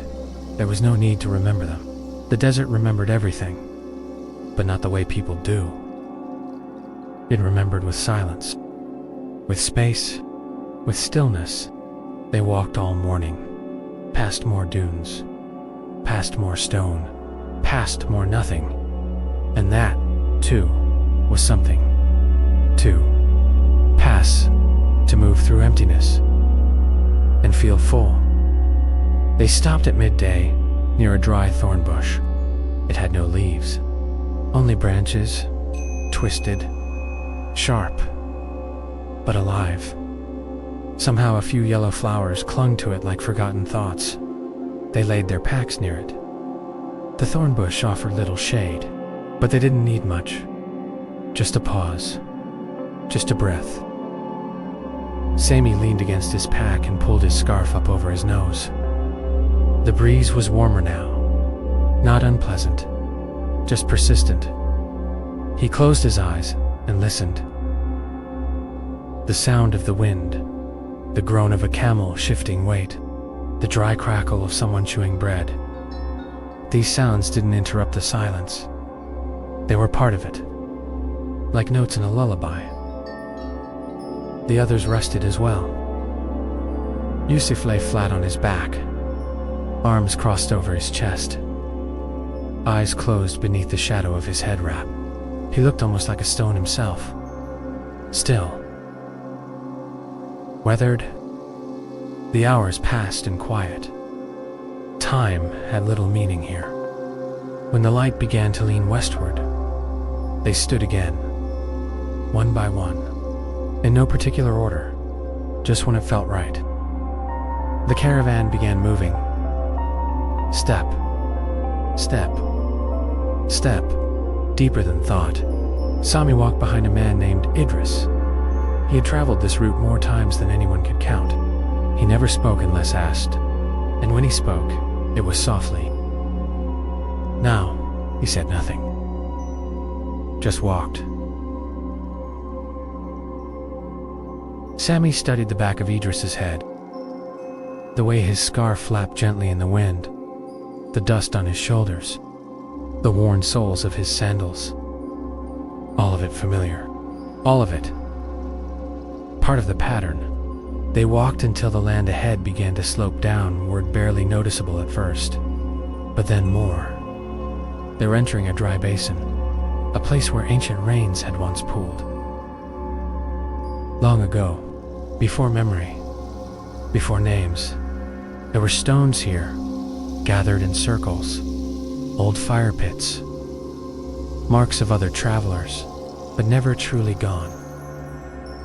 Sami walked past them slowly. Each stone was like a whisper. Someone had been here. Someone had sat, had eaten, had breathed, had moved on, just like them. They stopped when the sun touched the edge of the sky. The same time as always. The same light. Camp again. Always the same.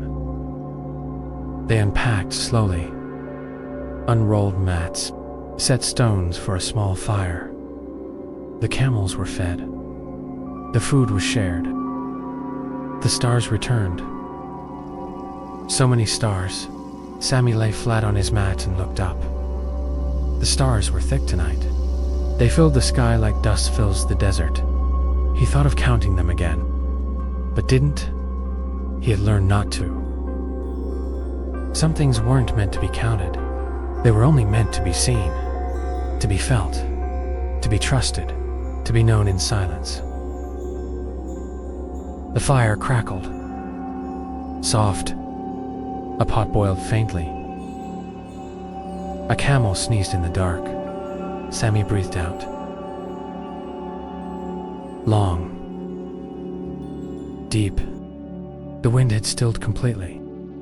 Even the fire, though faint, no longer flickered. Its flame leaned straight upward. Steady and quiet. As if it too had grown tired of movement, the night was so still that the sound of shifting sand just one grain sliding against another could. Not fully one, not fully the other. His eyes half open, watching the stars blur and sharpen. He didn't fight sleep. Slowly, like a tide, pulling him under, carrying him gently. He heard a camel groan somewhere in the dark, then silence again.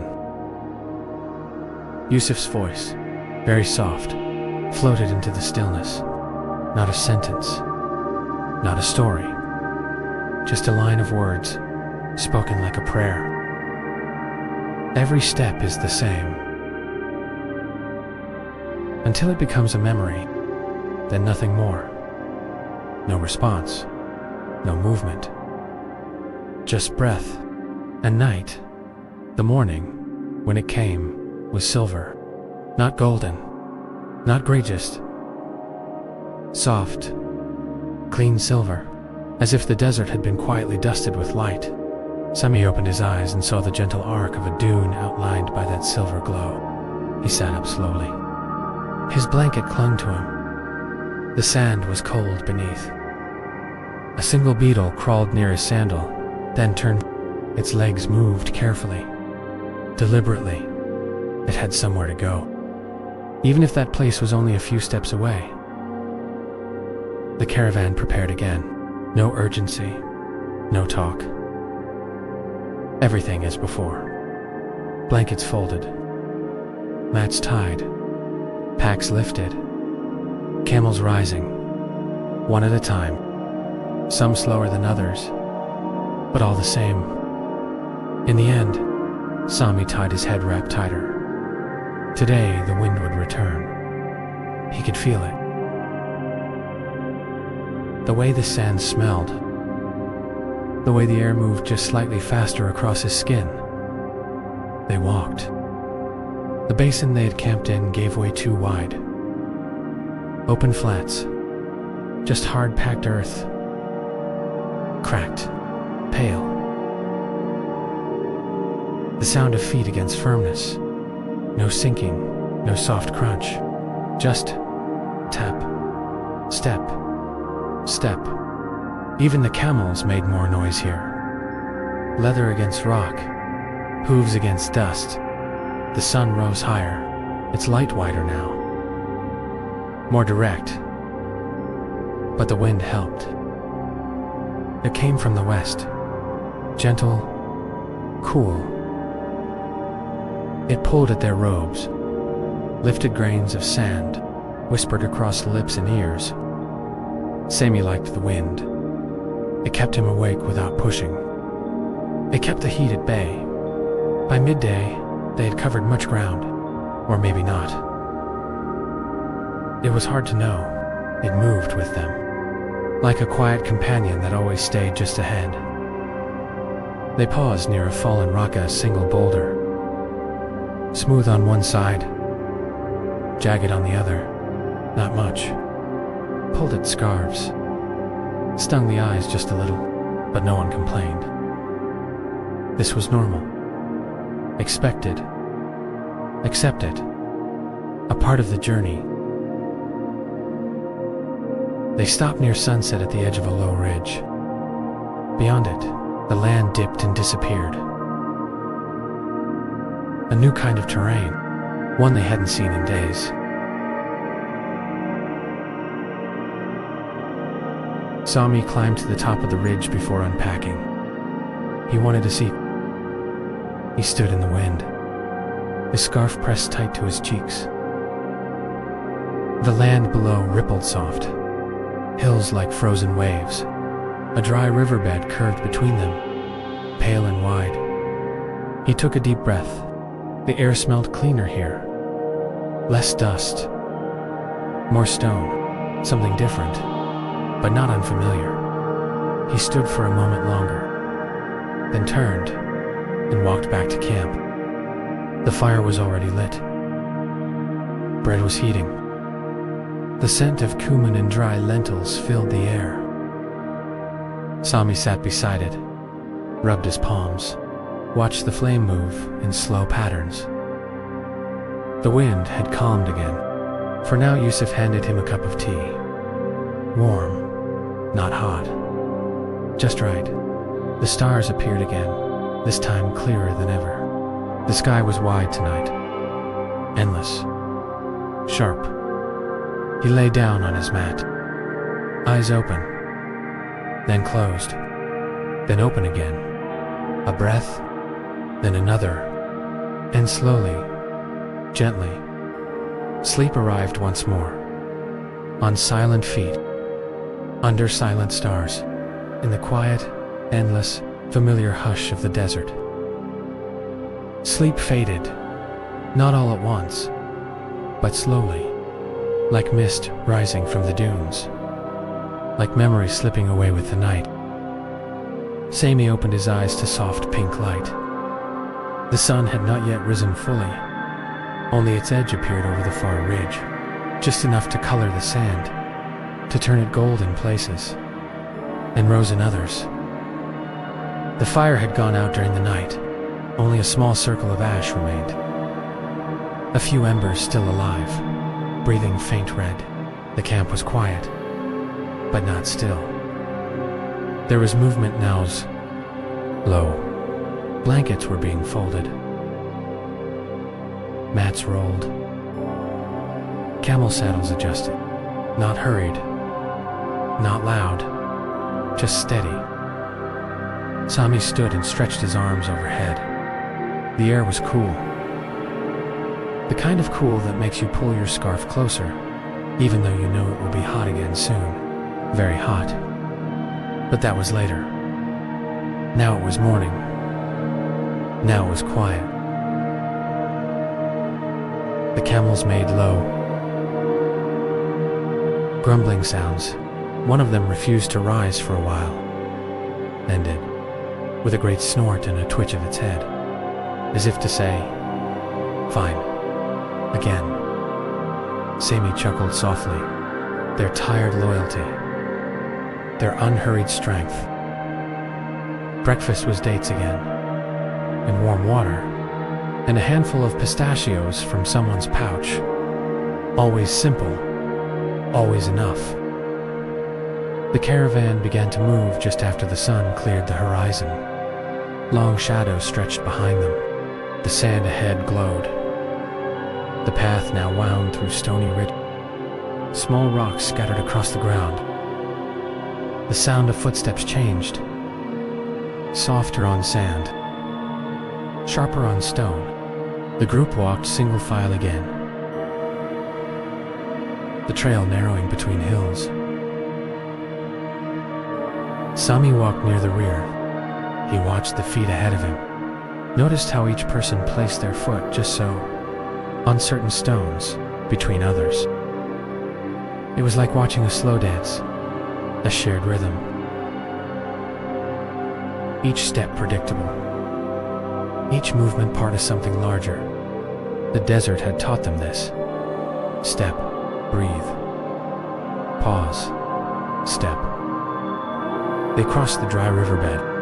It was wide, shallow, full of cracked earth and tiny pebbles. Once, long ago, water had rushed through here.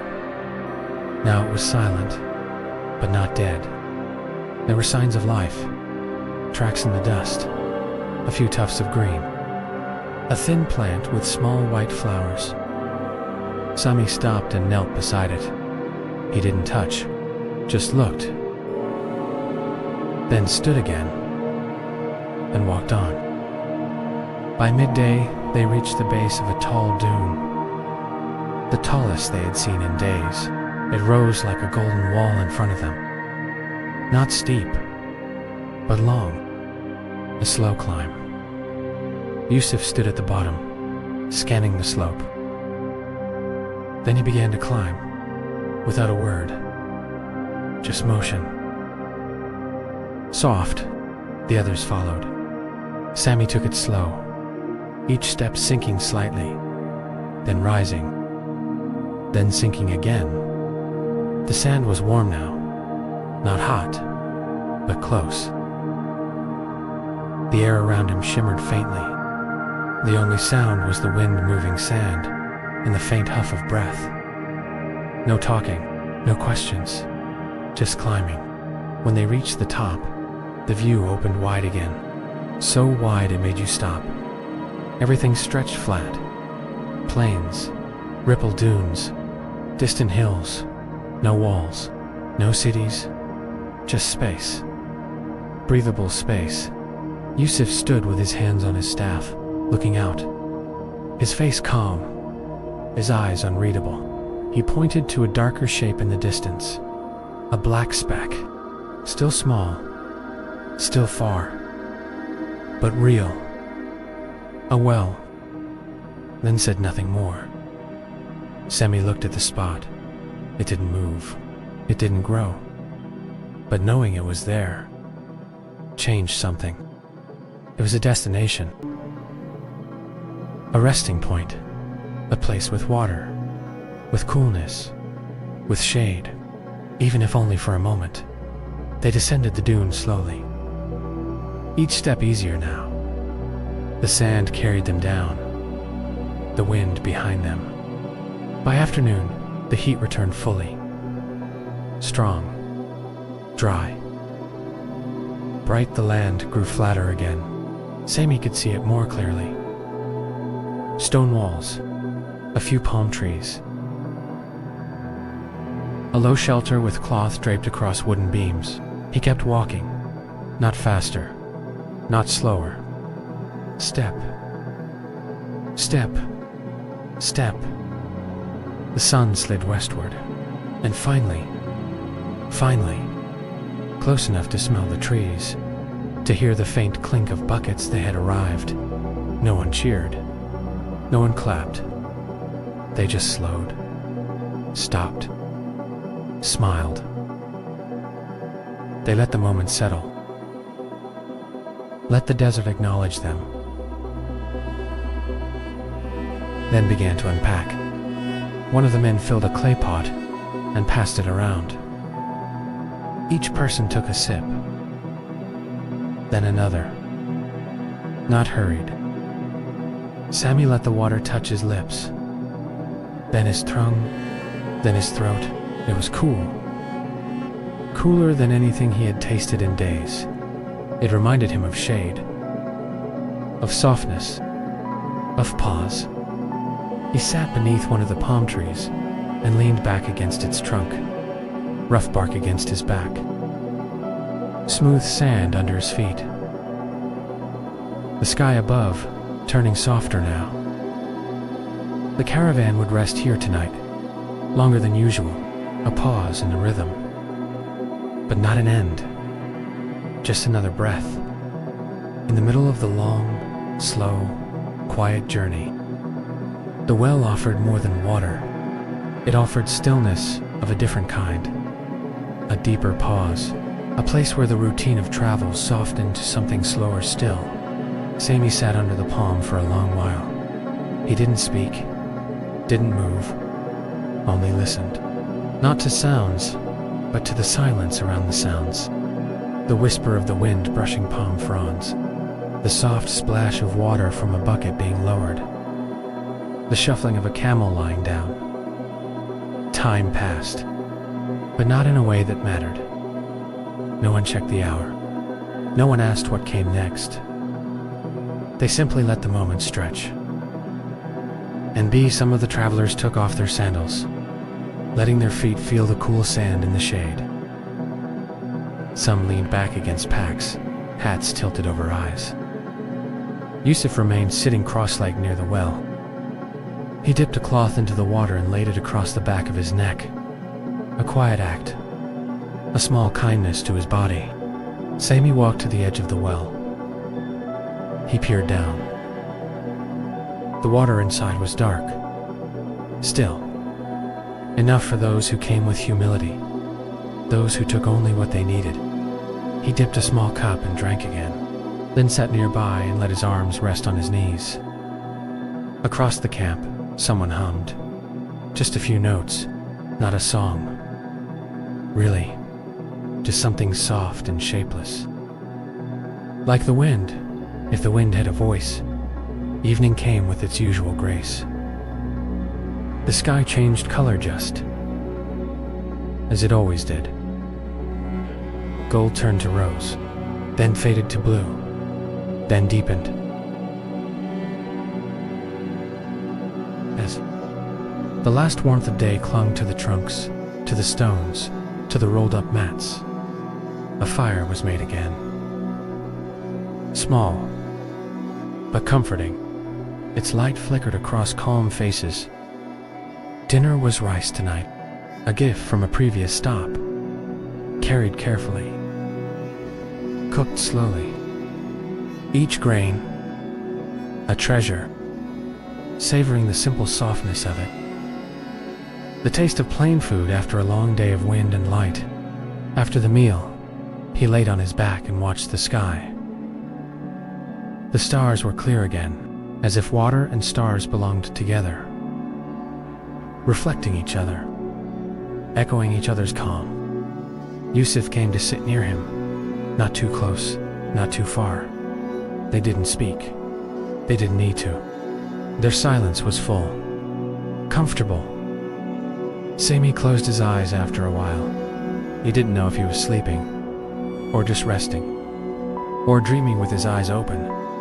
The fire crackled softly. A breeze passed. Someone stirred a pot, but none of it felt like noise, only the continuation of stillness. Through sound, the next morning was even slower. No one rushed to rise. The palms shaded the camp well. The coolness lingered, and the journey could wait. Sami lay on his side, eyes half open, watching the light shift through the palm leaves. Patterns danced on the sand, on his blanket, on his arms. Just to breathe. To be. Eventually, but gently, as if not to wake the desert too quickly. The camels were fed a little more than usual, a reward for their strength. They chewed contentedly, their large mouths working in slow, practiced rhythm. Sami helped refill the water skins. He liked the sound of water pouring, the way it made the air feel cooler just by being present. He liked the feel of damp leather under his hands, and the weight of a full skin, ready for the journey ahead. They left after the sun was high, later than usual. But the desert allowed it. The path ahead was gentle, not flat, but smooth, like ripples that had long ago stopped moving. They walked in a quieter silence now, not the silence of effort or endurance, but of contentment, the silence that follows satisfaction. The desert around them was open again, wide, breathable. Sami walked at the center of the caravan, the place where sound was soft, where the steps ahead and behind blended into a single, steady rhythm. He could feel the motion in his bones now. Even if he stopped, he knew the feeling would remain, like a song that plays in your mind after the music ends. They passed an old marker at midday, a stone with lines carved into it, a reminder that others had passed this way, long ago, and had stopped, and looked, and kept walking, as they now did. The rest stop was near a cluster of low rocks, the kind that seemed placed by careful hands. Though they were made only by time, they sat there. Again, ate, drank, always the same, but never dull, never meaningless, because each time felt like the first and the last, and something in between. Sami ran his fingers along the edge of one of the rocks. It was warm, smoothed by years. Dust clung to it, but it didn't mind. The desert wore dust like a robe. Later, as they walked again, the wind picked up slightly. It wasn't sharp. Inhale. Exhale. But always returning. The shadows grew longer, and ahead, barely visible now, was another ridge, another place to stop, another pause, and beyond that, only more desert, more sand, more silence, more walking. Sami smiled softly.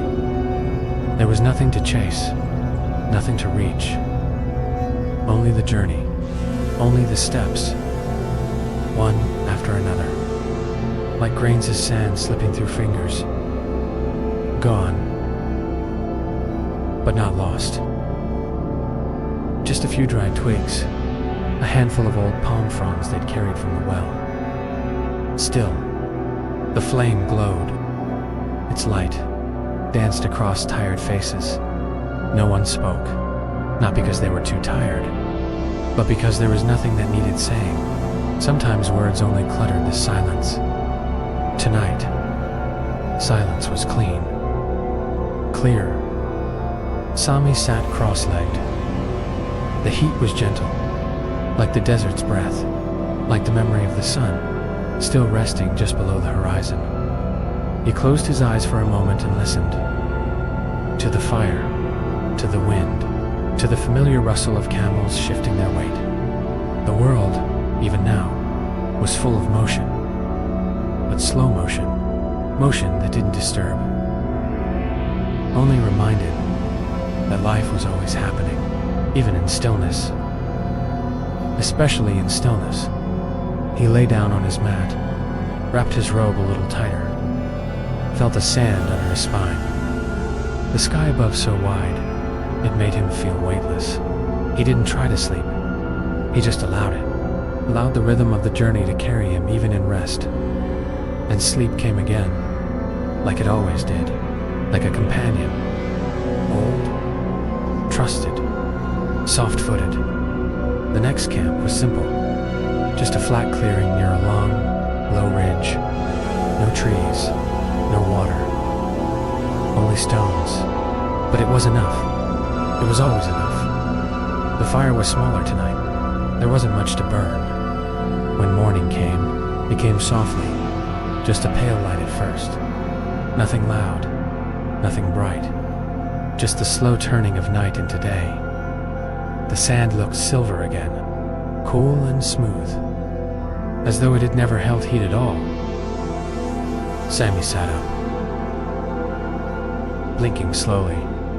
Some stirring. Some already rising. The fire was gone. Its memory remained in the shape of blackened stones. The day ahead would be longer. The path ahead wider. Only movement. Only the sound of footsteps in soft dust. Only the quiet call of camels lifting themselves into the day. Sammy walked at the front today, near Yusuf.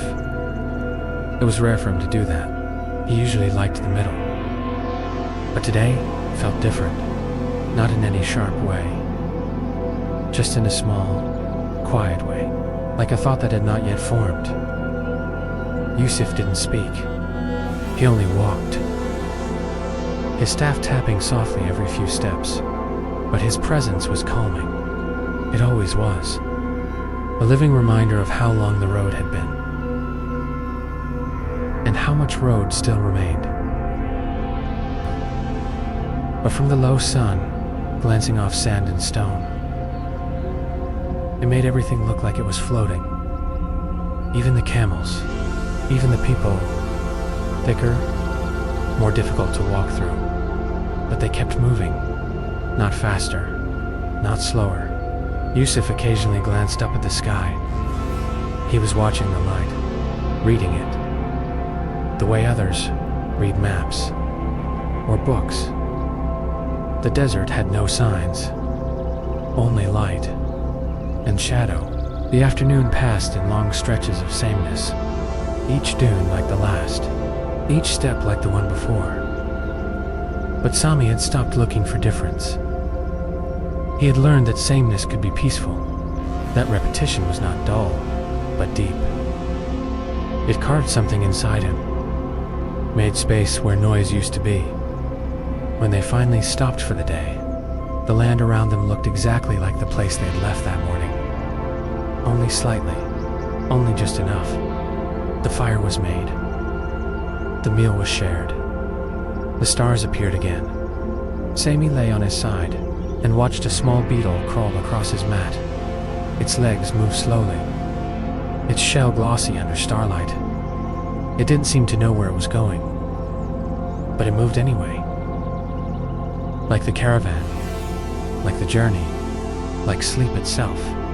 That night, the dreams were slow, not full of pictures, not full of sound, just movement, a feeling of walking, of sand underfoot, of stars overhead, a soft rhythm in the dark. When Sami awoke, it was still night, but not the kind of night that holds fear. It was a wide, patient night. He turned on his side, eyes half open, and saw the embers of the fire glowing like sleepy eyes in the dust. A few camels stood, shifting quietly. One let out a low hum. Another sighed. Yusuf was sitting not far away, upright, still, his silhouette outlined by the moonlight. Didn't look over. But Sami knew he was awake, just as the desert was never truly asleep. Resting, waiting. When morning came, it arrived with a quiet blue light. The sky was smooth again. No clouds, no sound. Only a soft warmth growing. A quiet promise of another day. The camp woke slowly. The fire was kindled again, not for heat, but for habit, for something familiar to mark the beginning, a way to say, here we are again. The tea was weaker this morning. They were saving the good leaves for later, but no one minded. The warmth in the cup was enough. The journey resumed without words. The camels walked. The sun rose, and the horizon stayed always just a little farther away. Step after step, they crossed a long, flat stretch. Not quite sand, not quite stone, just dry earth, patterns that looked like ancient writing. Sami sometimes traced them with his eyes, pretending they were stories, or poems, or songs made by the desert itself. He didn't need to know what they meant. It was enough to walk across them, enough to imagine. Midday passed slowly, as it always did. Just presence, the kind of heat that made you move a little more carefully, breathe a little more slowly. They stopped near a lone stone pillar, broken, worn smooth. It was unclear whether it had ever been part of a building, or if it had simply grown from the ground. No one asked. No one needed to know.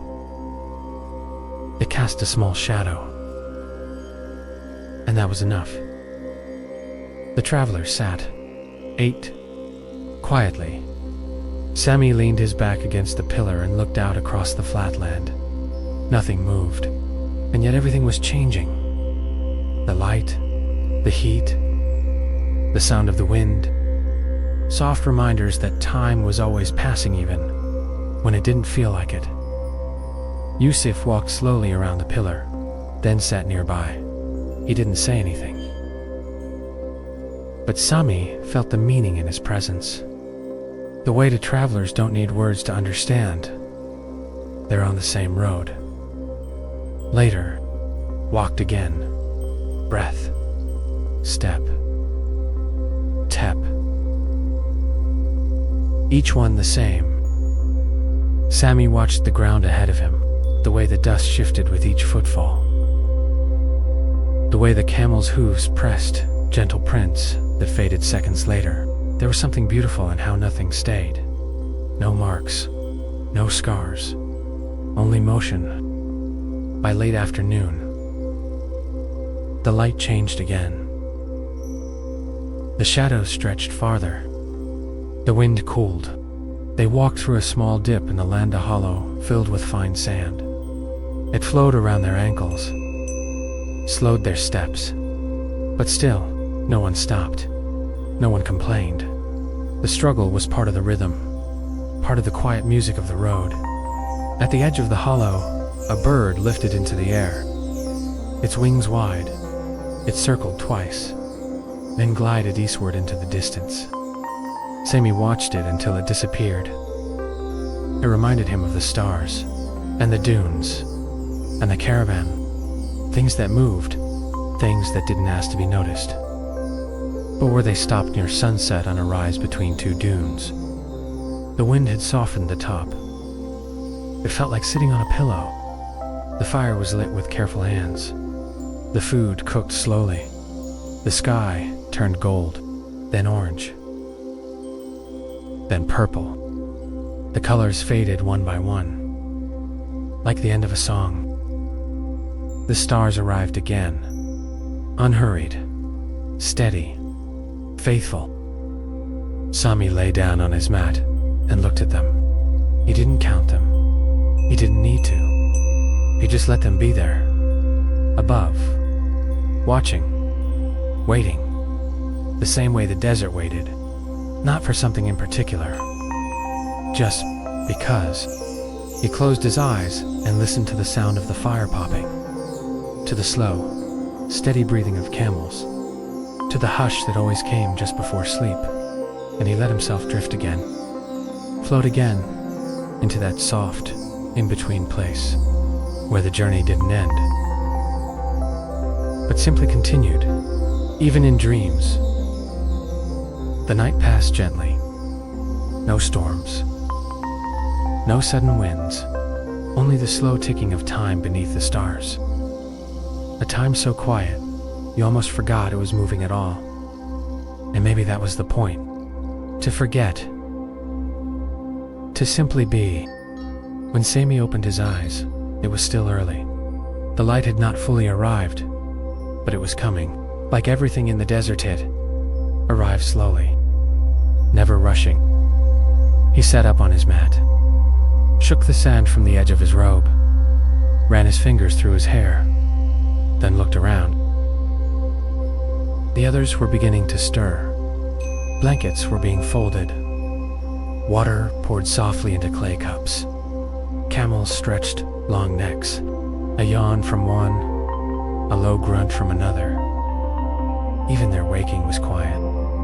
Measured Sammy didn't speak. He only stood, wrapped his scarf more tightly against the morning breeze, and walked a few steps away from the camp. Just far enough to see the horizon without anything in the way.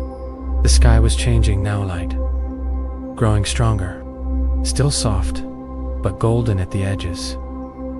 Another day was coming, just like the last, and that, too, was a comfort.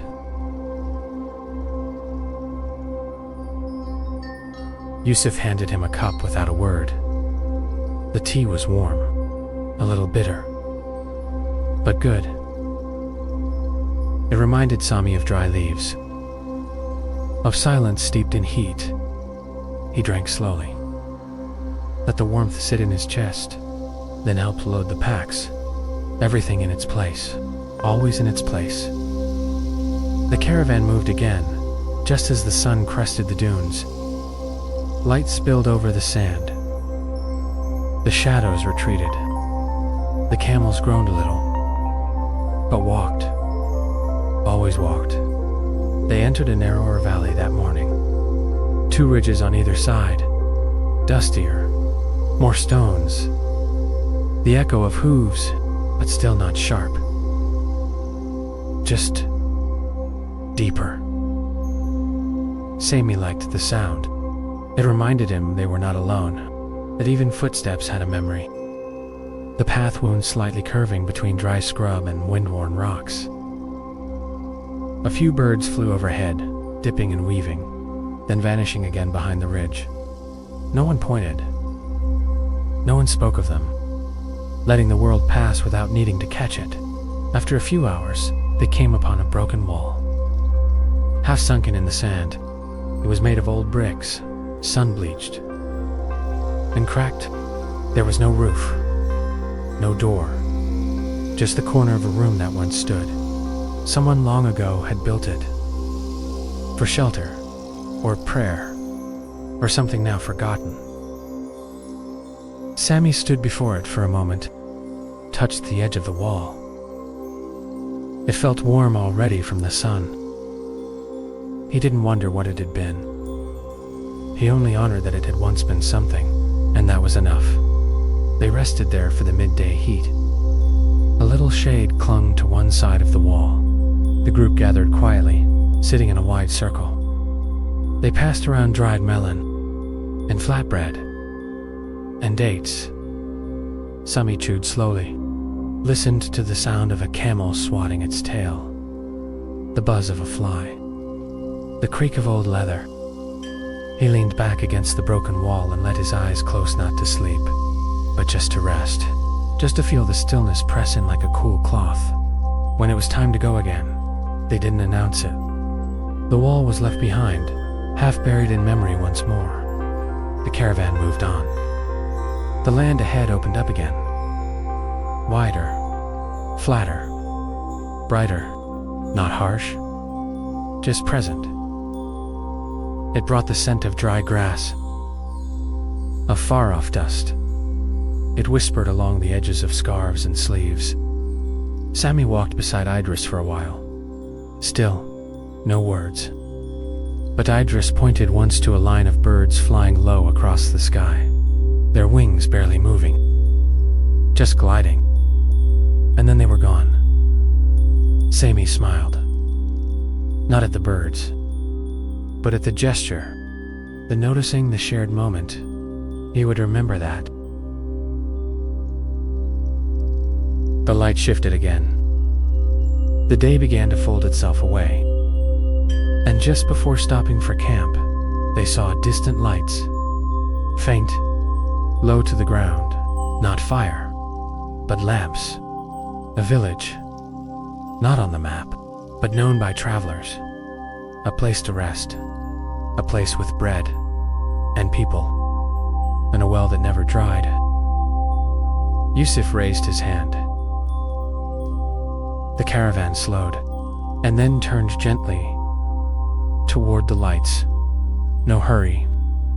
As always. Soft. Patient. Full of purpose and full of peace.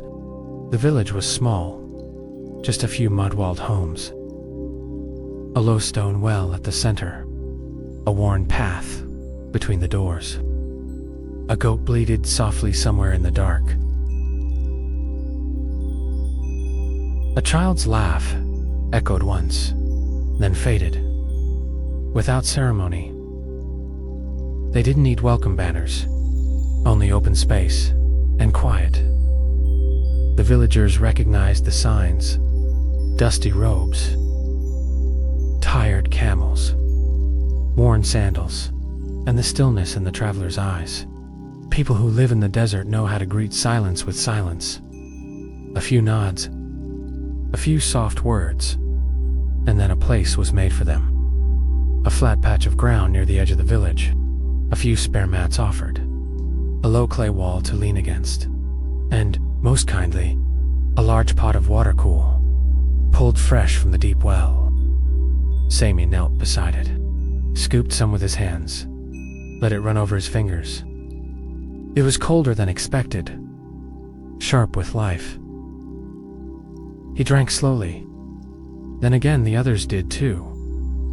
In turn. No pushing. No crowd. Just movement in the same rhythm they'd walked with. A villager brought bread. Thick, round, slightly charred at the edges. Still warm. The travelers tore it apart. Sami savored every bite. Not because it was new, but because it was simple. Because it was shared. Because it belonged to the moment. The camels were tied near a low fence, fed from shallow baskets of straw and date pits. They ate with the same tired rhythm as their owners. Evening deepened. The stars came again, familiar now, trusted. A few children from the village crept closer to the fire, watched how slowly they moved, how calmly they folded blankets, how silently they sat. One child asked a question, something about the desert, or the camels, or the stars. Sami didn't hear it fully, but Idris answered. A soft voice, a simple reply. Then silence again. The village seemed to breathe slower that night, as if it had absorbed the rhythm of the caravan, as if the stillness had spread. Even the dogs didn't bark. The fire crackled. Shadows flickered on the wall. Sami lay back and looked at the edge of the roofs, then the sky, then closed his eyes. The mat beneath him felt softer than usual, the air gentler, the silence deeper. Sleep came, once again, without effort, without invitation, like a well-worn path walked too many times to need a map. The morning was different here, not because of the sky or the light, but because of the sounds. Roosters, children, footsteps on hard-packed earth, but more varied, more layered. The village was alive, but still respectful of quiet. The travelers woke slowly, took their time. No need to rush. No long stretch of road ahead today. They would rest here, for a little while, just long enough to fold the days behind them into memory, and let their muscles forget the tension of walking. Sami wandered to the edge of the village, past a small garden where thin vines curled around low wooden stakes. He saw a man tending the plants, pouring water carefully into the roots. The man looked up, smiled. Sammy nodded, then sat nearby. Just outside the fence, the sky was open above. A bird flew past. The vines swayed gently, and somewhere, someone sang, very softly, and then it was gone. But it stayed with him for the rest of the day. They remained in the village until evening, a gift of time, a pause in the movement, a chance to breathe without stepping, to watch without searching, to listen without waiting. Yusuf sat under a fig tree most of the afternoon. He cleaned his staff, ran a cloth slowly over the wood, as if remembering every mile it had tapped. Idris sat beside a young boy, showing him how to tie a pack with a single rope. The boy tried, failed, laughed, tried again, succeeded. They both smiled.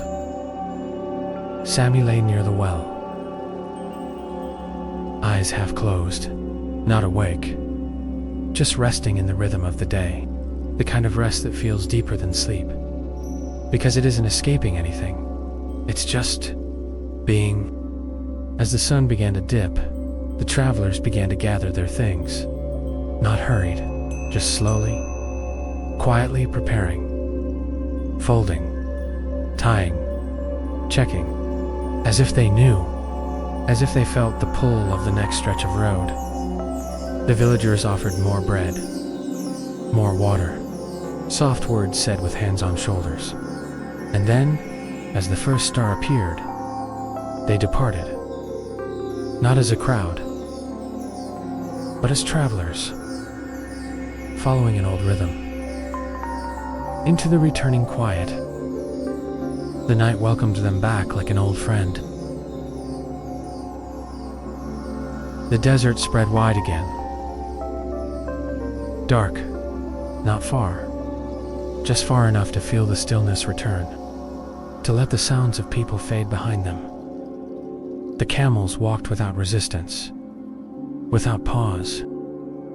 Their footsteps knew the way, knew the feel of open sand better than roads or villages or fences. Sammy looked up at the sky. Every star in place, unmoving, eternal, and yet they seemed to pulse, as if breathing, as if the sky itself had fallen into step with the caravan's rhythm. After a while, not because they had reached a destination, but because the space felt right, the sand soft, the wind still, a good place for the night to unfold. The fire was not made, not tonight. There was no need for it. The stars gave enough light. The silence gave enough warmth. Blankets were unrolled.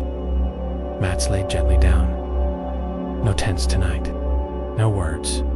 Just rest. Just the sky.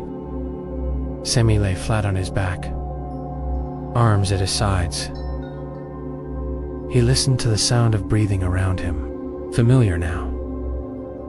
Trusted, the kind of quiet you carry with you, even when others are gone, not to block out the stars, but to carry them inward, to let their stillness become his own, and the desert held them all.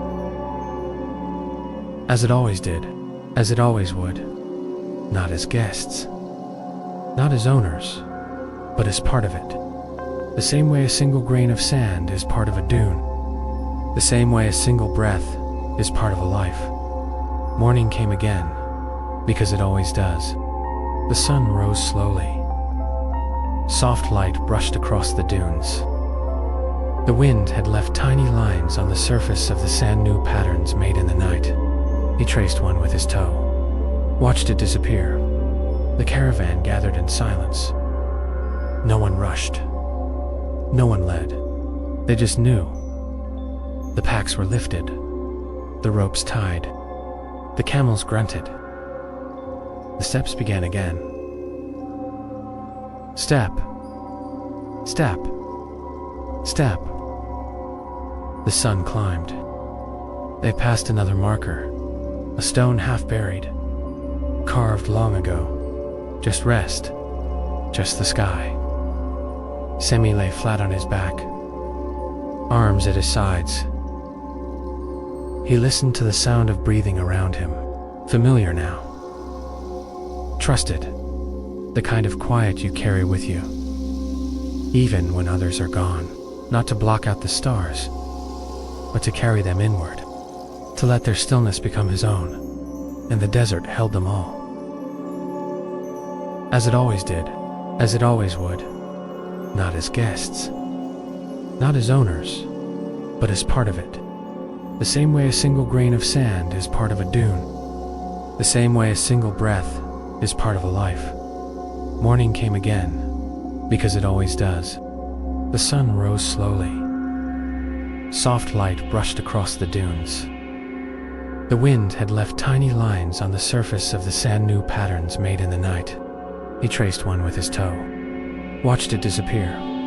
The caravan gathered in silence. No one rushed. No one led. They just knew. The packs were lifted, the ropes tied, the camels grunted. The steps began again. Step. Step. Step. The sun climbed. They passed another marker, a stone half buried, carved long ago.